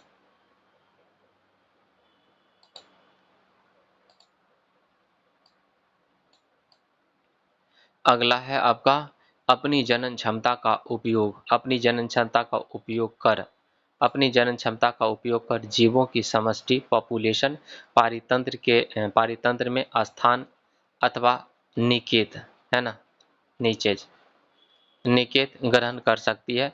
जनन के दौरान डीएनए प्रतिकृति की स्थिरता कंसिस्टेंसी जीव की शारीरिक संरचना एवं डिजाइन के लिए अत्यंत महत्वपूर्ण है, जो उसे विशिष्ट निकेत के योग्य बनाती है। ठीक है ना, नीच के क्या बनाती है? योग्य बनाती है। अतः किसी प्रजाति स्पीसीज की समष्टि की अस्थायित्व का संबंध उसके जनन से है। अगर जनन नहीं होगा तो कोई भी समष्टि है ना, वो क्या हो जाएगा? एक समय खत्म हो जाएगा। ठीक है। अतः कथन 3 क्या आपका सही है। उल्लेखनीय है कि प्रजाति में विभिन्नताएं उनकी उत्तरजीविता बनाए रखने में क्या होता है? आपका उपयोगी होता है। 2 नंबर क्वेश्चन पर आ जाइए। 2 नंबर क्वेश्चन क्या कहता है और इसमें से कथन कौन सा सही है? सही को भी चुनना है आपको। पुनरुद्भवन है ना, रीजेनरेशन में किसी जीव के टूटे हुए भाग से नए जीव का विकास होता है, जो कि जनन की क्या होता है आपका समान होता है। ये बात तो आपका है गलत। हाइड्रा में जनन आपका मुकुलन के माध्यम से होता है। हाइड्रा में जो जनन होता है ना, किसके माध्यम से होता है? मुकुलन के माध्यम से होता है, बडिंग के माध्यम से होता है। 2 नंबर कथन गलत है। 1 नंबर कथन क्या है? सॉरी, 2 नंबर कथन क्या है आपका? सही है। दोनों हाइड्रा में जनन मुकुलन के माध्यम से होता है और 1 नंबर तो गलत है आपका। 2 नंबर सिर्फ सही है। पुनरुद्भवन में किसी जीव के टूटे हुए भाग से नए जीव का विकास होता है। पुनरुद्भवन जनन के समान नहीं होता है। पुनरुद्भवन होता है ना आपका, जनन के समान नहीं होता है, क्योंकि प्रत्येक जीव के किसी भी भाग को काटकर सामान्यतः नया जीव नहीं उत्पन्न होता। कथन क्या है आपका? 1 गलत है। ठीक है ना। हाइड्रा में जनन आपका मुकुलन के माध्यम से होता है। जो हाइड्रा होता है, हाइड्रा में जनन किसके माध्यम से होता है? मुकुलन के माध्यम से होता है। हाइड्रा में जनन किसके माध्यम से? मुकुलन के माध्यम से होता है। इसमें कोशिकाओं के नियमित विभाजन के कारण एक स्थान पर उभार विकसित हो जाता है। यही उभार, जो कि मुकुलन कहलाता है, वृद्धि करता हुआ नन्हे जीव में बदल जाता है। कथन 2 क्या है आपका? कथन 2 आपका सही है। ठीक है। अगला आ जाइए 3 नंबर क्वेश्चन पर। 3 नंबर क्वेश्चन क्या कहता है? कायिक प्रवर्धन वेजिटेटिव प्रोपेगेशन के संदर्भ में निम्नलिखित कथनों पर क्या करना है? आपको विचार करना है। कौन सा कथन सही है? सही कथन को क्या करना है? आपको चुनना है। सही कथन को चुनना है। बोलिए कौन सा कथन आपका सही है ना? तो कायिक प्रवर्धन के संदर्भ में निम्नलिखित कथनों पर विचार करें। इसके अंतर्गत कुछ भाग कायिक प्रवर्धन के अंतर्गत कुछ भाग जड़, तना और पत्तियां उपयुक्त परिस्थितियों में विकसित होकर एक नया पौधा उत्पन्न करता है। ये कथन आपका क्या है? आपका सही है। 2 नंबर कथन क्या है आपका? इस प्रक्रिया में उगाए गए पौधे के बीज द्वारा उगाए गए पौधे की अपेक्षा पुष्प व फल अधिक समय में लगते हैं। गलत है। इस प्रक्रम में उत्पन्न पौधे आनुवंशिक रूप से जनक पौधे के भिन्न होता है। यह भी गलत है। केवल और केवल कथन आपका 1 सही है। 1 नंबर कथन क्या है? सही है। 1 नंबर कथन क्या है आपका? सही है। कायिक प्रवर्धन के अंतर्गत कुछ भाग जैसे जड़, तना और पत्तियां उपयुक्त परिस्थितियों में विकसित होकर नया पौधा उत्पन्न करता है। और आपका पर्तन पर्तन की बात करते हैं, कलम अथवा रोपण जैसी कायिक प्रवर्धन की तकनीक का उपयोग कृषि में भी आपका किया जा सकता है। अतः कथन 1 क्या है आपका? सही है। इस प्रक्रिया में इस प्रक्रिया से उगाए गए पौधों में बीज द्वारा उगाए गए पौधों की अपेक्षा पुष्प व फूल कम समय में लगता है। अतः कथन 2 क्या है आपका? गलत है। इस विधि का एक लाभ यह है कि इस प्रकार से उत्पन्न सभी पौधे आनुवंशिक रूप से जनक पौधे के समान होते हैं। अतः कथन 3 भी क्या है आपका? गलत है ना। 4 नंबर क्वेश्चन पर आ जाइए। 4 नंबर क्वेश्चन क्या कहता है? निम्नलिखित कथनों पर विचार करने हैं। उत्तक संवर्धन तकनीक के अंतर्गत पौधे के उत्तक या उसकी कोशिकाओं को उसके शीर्ष के वर्धमान भाग ग्रोइंग टिप से अलग करके नए पौधे उगाए जाते हैं। ठीक है ना। तो ये बात तो आपका क्या है? सही है। ये सही है। ठीक है ना। बीजाणु समासंग यानी स्पोर फॉर्मेशन अलैंगिक जनन का एक प्रकार है। 2 नंबर भी कथन क्या है आपका? सही है। दोनों कथन सही है। उत्तक संवर्धन तकनीक के अंतर्गत पौधे के उत्तक या किसी कोशिकाओं को उसके शीर्ष के वर्धमान भाग ग्रोइंग टिप से अलग करके नए पौधे उगाए जाते हैं। इस तकनीक द्वारा किसी एकल पौधे से अनेक पौधे संक्रमण मुक्त परिस्थितियों में उत्पन्न किए जा सकते हैं। इस तकनीक का उपयोग सामान्यतः सजावटी फूलों के संवर्धन में किया जाता है। किस में किया जाता है? सजावटी फूलों के संवर्धन में किया जाता है। उत्तक संवर्धन और बीजाणु समासंग उत्तक संवर्धन और बीजाणु समासंग स्पोर फॉर्मेशन दोनों ही अलैंगिक जनन के प्रकार है। दोनों ही किसके प्रकार है? अलैंगिक जनन के प्रकार है। बीजाणु समासंग का राइजोपस जैसे जीवों में देखने को मिलता है। ब्रेड के ऊपर विकसित धागे के समान संरचनाएं राइजोपस का कवक जाल होता है, जो बीजाणु समासंग का एक क्या होता है? आपका उदाहरण होता है। ठीक है, 5 नंबर क्वेश्चन पर आ जाइए। 5 नंबर क्वेश्चन क्या कहता है? नर और मादा युग्मकों के संदर्भ में आपको निम्नलिखित कथनों पर विचार करना है और कौन सा कथन आपका सही है, सही को चुनना है। मादा युग्मक नर युग्मक के अपेक्षा आकार में छोटा और गतिशील होता है। यही बात ना गलत बोल दिया? ठीक है ना। तो मादा युग्मक नर युग्मक के अपेक्षा आकार में छोटा और क्या होता है? गतिशील होता है। देख रहा है, गलत बोल रहा है। उसके बाद नर युग्मक में कोशिका को ऊर्जा देने के लिए भोजन का पर्याप्त भंडार होता है। यह बात गलत बोल दिया। देख रहा है विनोद, दोनों कथन क्या बोल दिया? ये 1 नंबर और 2 नंबर कथन क्या है? दोनों गलत है, ना तो 1 और ना ही 2। दोनों कथन क्या है? आपका गलत है। अगला उपयुक्त दोनों कथन गलत है। मादा युग्मक नर युग्मक की अपेक्षा आकार में बड़ा होता है। ठीक है ना। और इसमें कोशिका को ऊर्जा देने के लिए भोजन का पर्याप्त भंडार होता है। नर युग्मक मादा युग्मक से छोटा है ना, किंतु गतिशील होता है। ठीक है, 6 नंबर क्वेश्चन पर आ जाइए। 6 नंबर क्वेश्चन क्या कहता है आपका? पुष्पी पौधों में लैंगिक जनन के संदर्भ में निम्नलिखित कथनों पर क्या करना है? आपको विचार करना है। आवृत्ति बीजी बोले तो एंजियोस्पर्म इंग्लिश में बोल दीजिए। आवृत्ति बीजी के जननांग पुष्प में अवस्थित होता है। आवृतबीजी का जो जननांग होता है ना, किसमें अवस्थित होता है? पुष्प में अवस्थित होता है। ठीक है बात। पुंकेसर और स्त्री केसर पुष्प के जनन भाग है, जिसमें जनन कोशिकाएं होती है। ठीक है ना। दोनों कथन क्या है? आपका सही है। दोनों कथन सही है इसमें। ठीक है, उपयुक्त दोनों कथन सही है। आवृतबीजी एंजियोस्पर्म के जननांग पुष्प में आपका अवस्थित होता है। आवृतबीजी एंजियोस्पर्म के जो जननांग होता है ना, आपका पुष्प में अवस्थित होता है। पुंकेसर और स्त्री केसर पुष्प के जनन भाग। इस पुंकेसर और स्त्री केसर क्या है? पुष्प के जनन भाग है, जिसमें जनन कोशिकाएं होती है। पुंकेसर और स्त्री केसर क्या है? आपका पुष्प के जनन भाग है, जिसमें जनन कोशिकाएं होती है। ठीक है ना।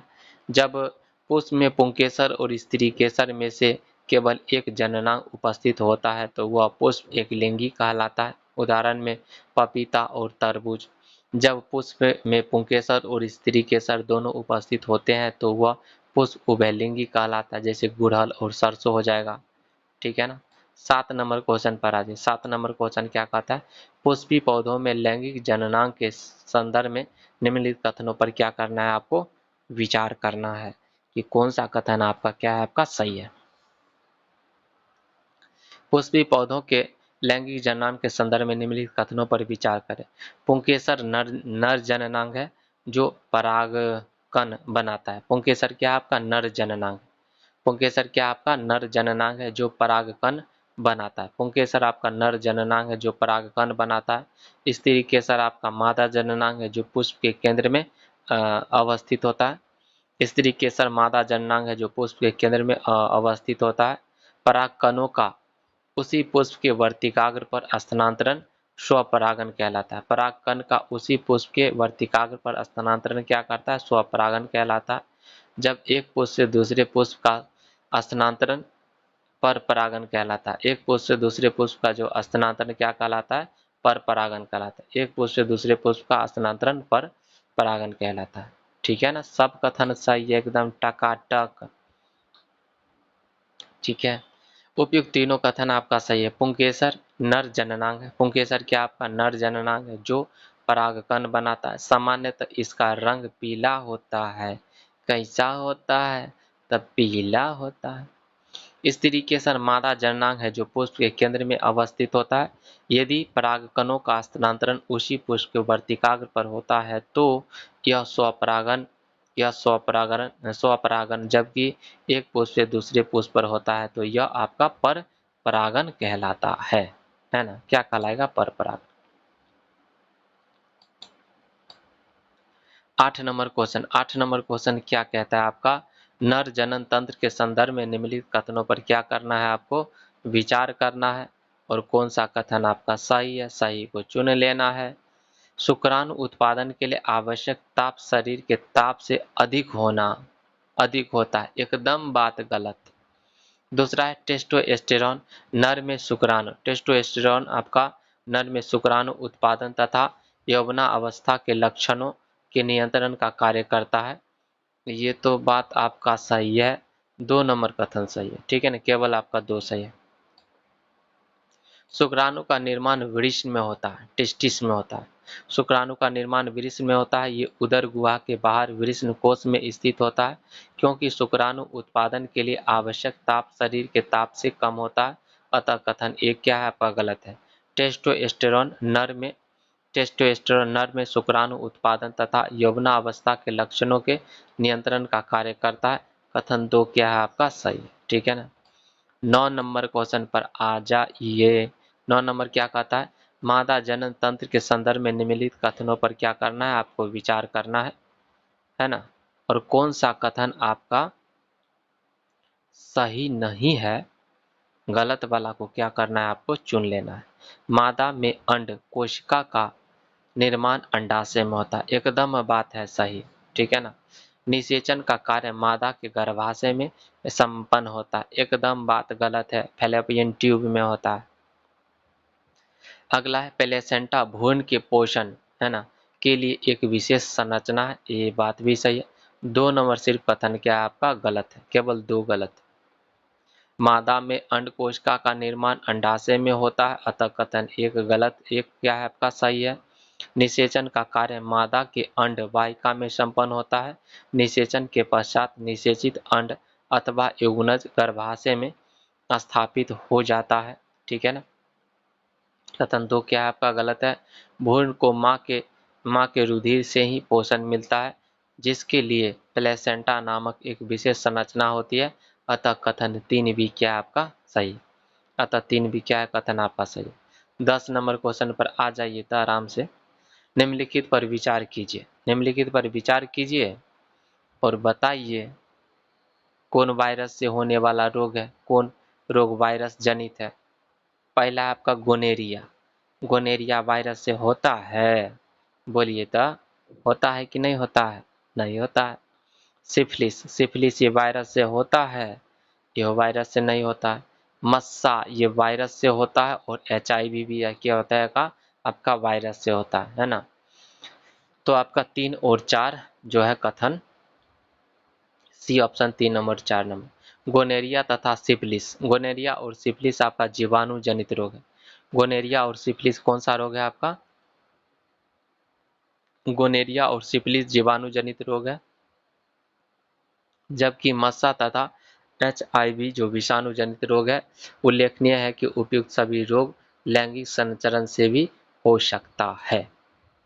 लैंगिक संचरण से ये सारा रोग हो सकता है, लेकिन वायरस से तो आपका यही होता है, ठीक है ना।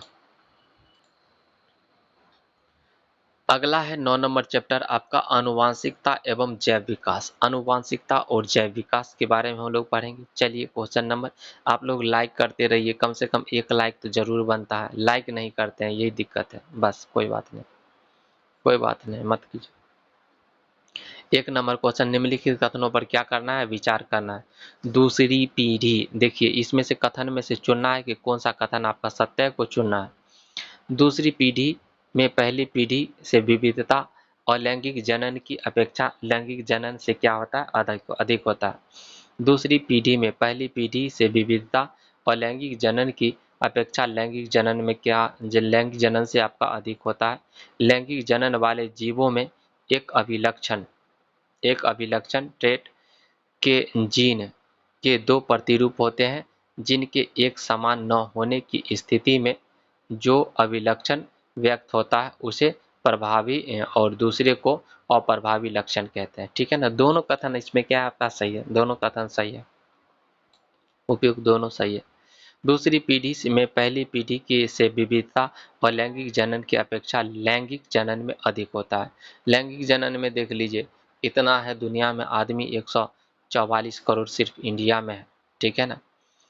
तो सब एक बराबर है, कोई बिल्कुल सब बराबर नहीं। पूरा जो वर्ल्ड में कितना आदमी होगा, ठीक है ना, 8 7 8 बिलियन आदमी है, तो कोई एक सेम जैसा है नहीं। तो किस कारण नहीं है? अलैंगिक जनन के कारण है ना। इसके वजह से जनन के समय उत्पन्न विभिन्नताएं वंशानुगत हो सकती है। इन विभिन्नताओं के कारण जीव की उत्तरजीविता में क्या होती है? वृद्धि होती है।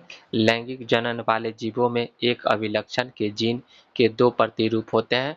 इन प्रतिरूपों के एक समान न होने की स्थिति में जो अभिलक्षण व्यक्त होता है उसे प्रभावी लक्षण तथा दूसरे को अप्रभावी लक्षण कहते हैं। अगला है 2 नंबर क्वेश्चन पर आ जाइए। 2 नंबर क्वेश्चन क्या कहता है आपका? लिंग निर्धारण के संदर्भ में निम्नलिखित कथनों पर क्या करना है? आपको विचार करना है और कौन सा कथन सत्य है, सत्य को चुन लेना है। कुछ प्राणियों में लिंग निर्धारण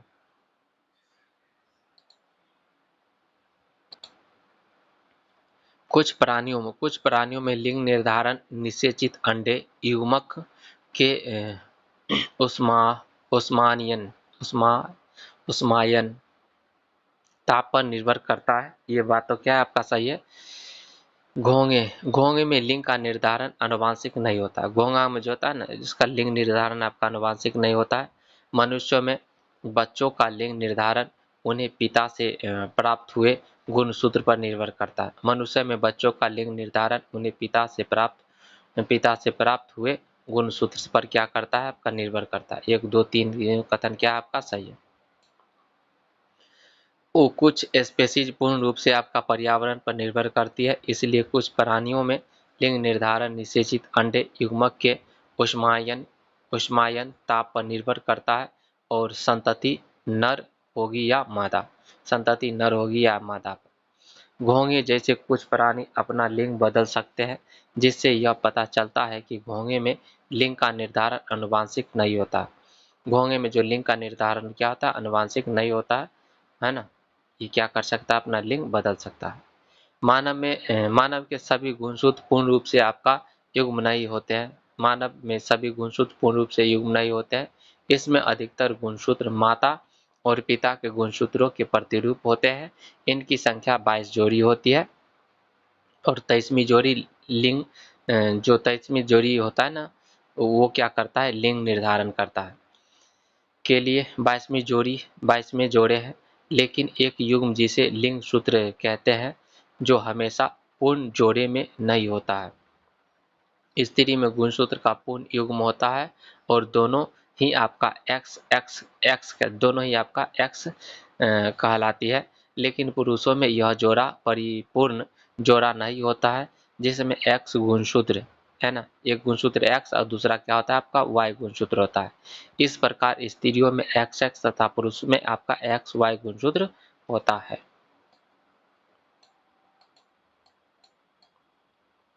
सभी बच्चे चाहे लड़का हो या फिर क्या हो, लड़की हो, ठीक है ना, सभी बच्चे चाहे वह लड़का हो या लड़की अपनी माता से एक्स गुणसूत्र ही प्राप्त करता है, जबकि लिंग निर्धारण के लिए जिम्मेदार गुणसूत्र वाई है जो पिता से मिलता है। इसलिए मनुष्य में बच्चों का लिंग निर्धारण उन्हें पिता से प्राप्त हुए गुणसूत्र पर क्या करता है? आपका निर्भर करता है। 3 नंबर क्वेश्चन पर आ जाइए। 3 नंबर क्वेश्चन क्या कहता है आपका? चार्ल्स रॉबर्ट डार्विन ने प्राकृतिक वर्ण द्वारा जैव विकास का सिद्धांत दिया था। चार्ल्स रॉबर्ट डार्विन ने प्राकृतिक वर्ण द्वारा क्या दिया था? जैव विकास का सिद्धांत दिया था। ये बात क्या आपका सही है? एकदम सही है। डार्विन के प्रयोगों से एक पीढ़ी से दूसरी पीढ़ी में लक्षणों की वंशानुगति के कार्य विधि की जानकारी मिलती है। एकदम बात गलत है, ठीक है ना। मेंडल का सिद्धांत बताता है कि पृथ्वी पर सरल जीवों से जटिल स्वरूप वाले जीवों का विकास किस प्रकार हुआ। एकदम बात गलत। केवल और केवल क्या आपका कथन ये सत्य है, बाद बाकी आपका गलत है। चार्ल्स रॉबर्ट डार्विन ने प्राकृतिक वर्ण द्वारा जैव विकास का सिद्धांत दिया था। चार्ल्स रॉबर्ट डार्विन ने प्राकृतिक वर्ण द्वारा जैव विकास का सिद्धांत दिया था। कथन एक क्या है आपका सही है। डार्विन का सिद्धांत बताता है कि पृथ्वी पर सरल जीवों से जटिल स्वरूप वाले जीवों का विकास किस प्रकार हुआ है, जबकि एक पीढ़ी से दूसरे पीढ़ी में लक्षणों की वंशानुगति की कार्य विधि की जानकारी मेंडल के प्रयोगों से मिलती है। अतः कथन 2 और 3 क्या आपका गलत है। 4 नंबर क्वेश्चन पर आ जाइए। 4 नंबर क्वेश्चन के अनुसार आपका सत्य वाला को चुनना है। पक्षियों, सरीसृप, जल स्थलचर और स्तनधारियों के 4 पाद पैर होते हैं। ठीक है ना, बताइए कौन सा कथन आपका सही है। तो ये तो बात सही है, पक्षियों, सरीसृप, जल स्थलचर और स्थानीय स्तनधारियों में 4 पाद बोले तो पैर होते हैं, है ना। उसका जीवों में किसी अंग की आकृति में समानताएं होने का एकमात्र कारण उसका पूर्वज परंपरा है। 1 नंबर गलत है, 2 नंबर कथन आपका सॉरी 1 नंबर आपका सही है कथन ये वाला, और ये 2 नंबर क्या है आपका गलत है। तो ऑप्शन क्या आ जाएगा, ए सही हो जाएगा। पक्षी, सरीसृप, जल स्थलचर और स्तनधारियों के 4 पाद पैर होते हैं। सामान्यतः इन सभी में पादों पैरों की आधारभूत संरचना एक समान है। यद्यपि विभिन्न कशेरुकियों में अलग अलग कार्य के लिए इसमें रूपांतरित हुआ है। कथन एक क्या है आपका सही है। जीवों में अलग अलग, जैसे पैर ही तो आपका पंख का रूप ले लिया था, ठीक है ना। जीवों में किसी अंग की आकृति की समानताएं होने का एकमात्र कारण समान पूर्वज परंपरा नहीं है। कथन 2 क्या है आपका गलत है, ठीक है ना। तो 1 नंबर कथन सही था। पक्षियों, सरीसृप, जल स्थलचर और स्तनधारियों के 4 पाद पैर होते हैं। सामान्यतः इन सभी में आपका पादों पैरों का आधारभूत संरचना एक समान है। पादों का आधारभूत संरचना क्या है आपका एक समान है। यद्यपि विभिन्न कशेरुकों में अलग अलग कार्यों के लिए आपका इसमें रूपांतरण हुआ है। अगला 5 नंबर क्वेश्चन पर आ जाइए। 5 नंबर क्वेश्चन क्या कहता है आपका, आधुनिक मानव का उद्भव निम्नलिखित में से कहाँ हुआ है। तो आपका अफ्रीका में हुआ है, ऑप्शन बी सही हो जाएगा। आधुनिक मानव होमो सेपियंस का उद्भव अफ्रीका महाद्वीप में हुआ, जो धीरे धीरे पूरे विश्व में क्या कर गया आपका पूरे विश्व में फैल गया। कहाँ फैल गया, पूरे विश्व में फैल गया। जीवाश्म के संदर्भ में निम्नलिखित कथनों पर क्या करना है, आपको विचार करना है कौन सा कथन आपका सही है। ये किसी जीव के मिट्टी में दब जाने पर मिट्टी में सुरक्षित उसकी छाप को जीवाश्म माना जा सकता है। ये बात क्या सही है, एकदम बात ये सही है, ठीक है ना। जीवाश्म के संदर्भ में निम्नलिखित कथनों पर विचार करें। किसी जीव के मिट्टी में दब जाने पर मिट्टी में सुरक्षित उसकी छाप को जीवाश्म माना जा सकता है, ये बात सही है। फॉसिल डेटिंग के अंतर्गत जीवाश्म में पाए जाने वाले किसी एक तत्व के विभिन्न समस्थानिकों के अनुपात के आधार पर जीवाश्म का समय निर्धारित किया जाता है, ठीक है ना। तो 1 और 2 दोनों कथन क्या आपका सही है, दोनों कथन सही है, उपयुक्त दोनों कथन सही है। किसी जीव के मिट्टी में दब जाने पर यदि उसकी छाप सुरक्षित रह जाए तो जीव के इस प्रकार के परिरक्षित अवशेष जीवाश्म कहलाते हैं। जीवाश्म के समय निर्धारण के 2 घटक, जीवाश्म के समय निर्धारण के आपका 2 घटक, जीवाश्म के समय निर्धारण के 2 घटक है। पहला, किसी स्थान की खुदाई करने पर वहां प्राप्त होने वाले जीवाश्म के अलग अलग स्तरों, है ना, लेवल्स के आधार पर, तथा दूसरा फॉसिल डेटिंग के आधार पर। फॉसिल डेटिंग के अंतर्गत जीवाश्म में पाए जाने वाले किसी एक तत्व के विभिन्न समस्थानिकों के अनुपात के आधार पर जीवाश्म का समय निर्धारण किया जाता है, ठीक है। 7 नंबर क्वेश्चन पर आ जाए। निम्नलिखित कथनों पर विचार करना है। जीवों में पंख और आंख दोनों ही एक व्यापक अनुकूलन का आपका परिणाम है, ठीक है बात। जीवों में आपका पंख और आंख दोनों ही एक व्यापक अनुकूलन का एक परिणाम है, सही बात है। आणविक जातिवृत्त जीवों में विकसित संबंधों को खोजने का एक अध्ययन है, ठीक है। आणविक जातिवृत्त जीवों में विकसित संबंधों की खोजने का एक अध्ययन है। 2 नंबर भी कथन सही, 1 और दोनों कथन क्या आपका सही है। जीवों में पंख जो संभवतः ठंडे मौसम में ऊष्मारोधन के लिए आपका विकसित हुए थे, धीरे धीरे उड़ने के लिए भी आपका उपयोगी हो गए, जो कि एक व्यापक अनुकूलन का क्या आपका उदाहरण है। पंख के समान ही आंख भी आपका जीवों में एक व्यापक अनुकूलन का परिणाम है। अलग अलग जीवों जैसे कीट, ऑक्टोपस व कशेरुकी जीव में आंख की संरचना भी अलग अलग होती है, जिसका मुख्य कारण उसकी अलग अलग विकासीय उत्पत्ति होती है। कोश का विभाजन के समय डीएनए में परिवर्तन से प्रोटीन में भी परिवर्तन होता है, जो कि उत्तरोत्तर पीढ़ियों में संचित होता जाता है। यह परिवर्तन किस समय हुआ, आणविक जातिवृत्ति यही बताता है। आणविक जातिवृत्ति जीवों में विकसित संबंधों को खोजने का एक क्या है आपका अध्ययन है।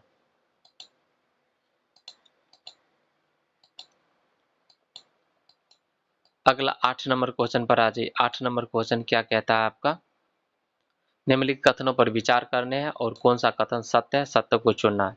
मानव जैव विकास के शिखर पर है, एकदम बात गलत है। मानव जो जैव विकास के आपका शिखर पर है, नहीं। विकास एकदम निरंतर क्या होता है आपका चलता रहता है, ये शिखर उखर पर नहीं है। उसके बाद जीव के निम्न अभिरूप से उच्चतर अभिरूप की प्रगति को विकास कहा जाता है। ठीक है, जीव के निम्न अभिरूप से उच्चतर अभिरूप की प्रगति को विकास कहा जाता है। ये कथन भी आपका गलत है, दोनों कथन गलत है, ना तो एक सही और ना ही दो सही। उपयुक्त दोनों कथन गलत है। मानव जैव विकास के शिखर पर नहीं है, परंतु जैव विकास श्रृंखला में उत्पन्न एक और क्या है, एक और स्पीसीज है। जीव में निम्न अभिरूप से उच्चतर अभिरूप की प्रगति को विकास नहीं कहा जा सकता। ठीक है ना, वरन विकास ने अधिक जटिल शारीरिक अभिकल्प उत्पन्न किया है, जबकि सरलतम शारीरिक अभिकल्प आपका भलीभांति अपना अस्तित्व बनाए हुए हैं। ठीक है, इस प्रकार से आपका जो 10th का बायोलॉजी है ये खत्म हो गया। ठीक है ना।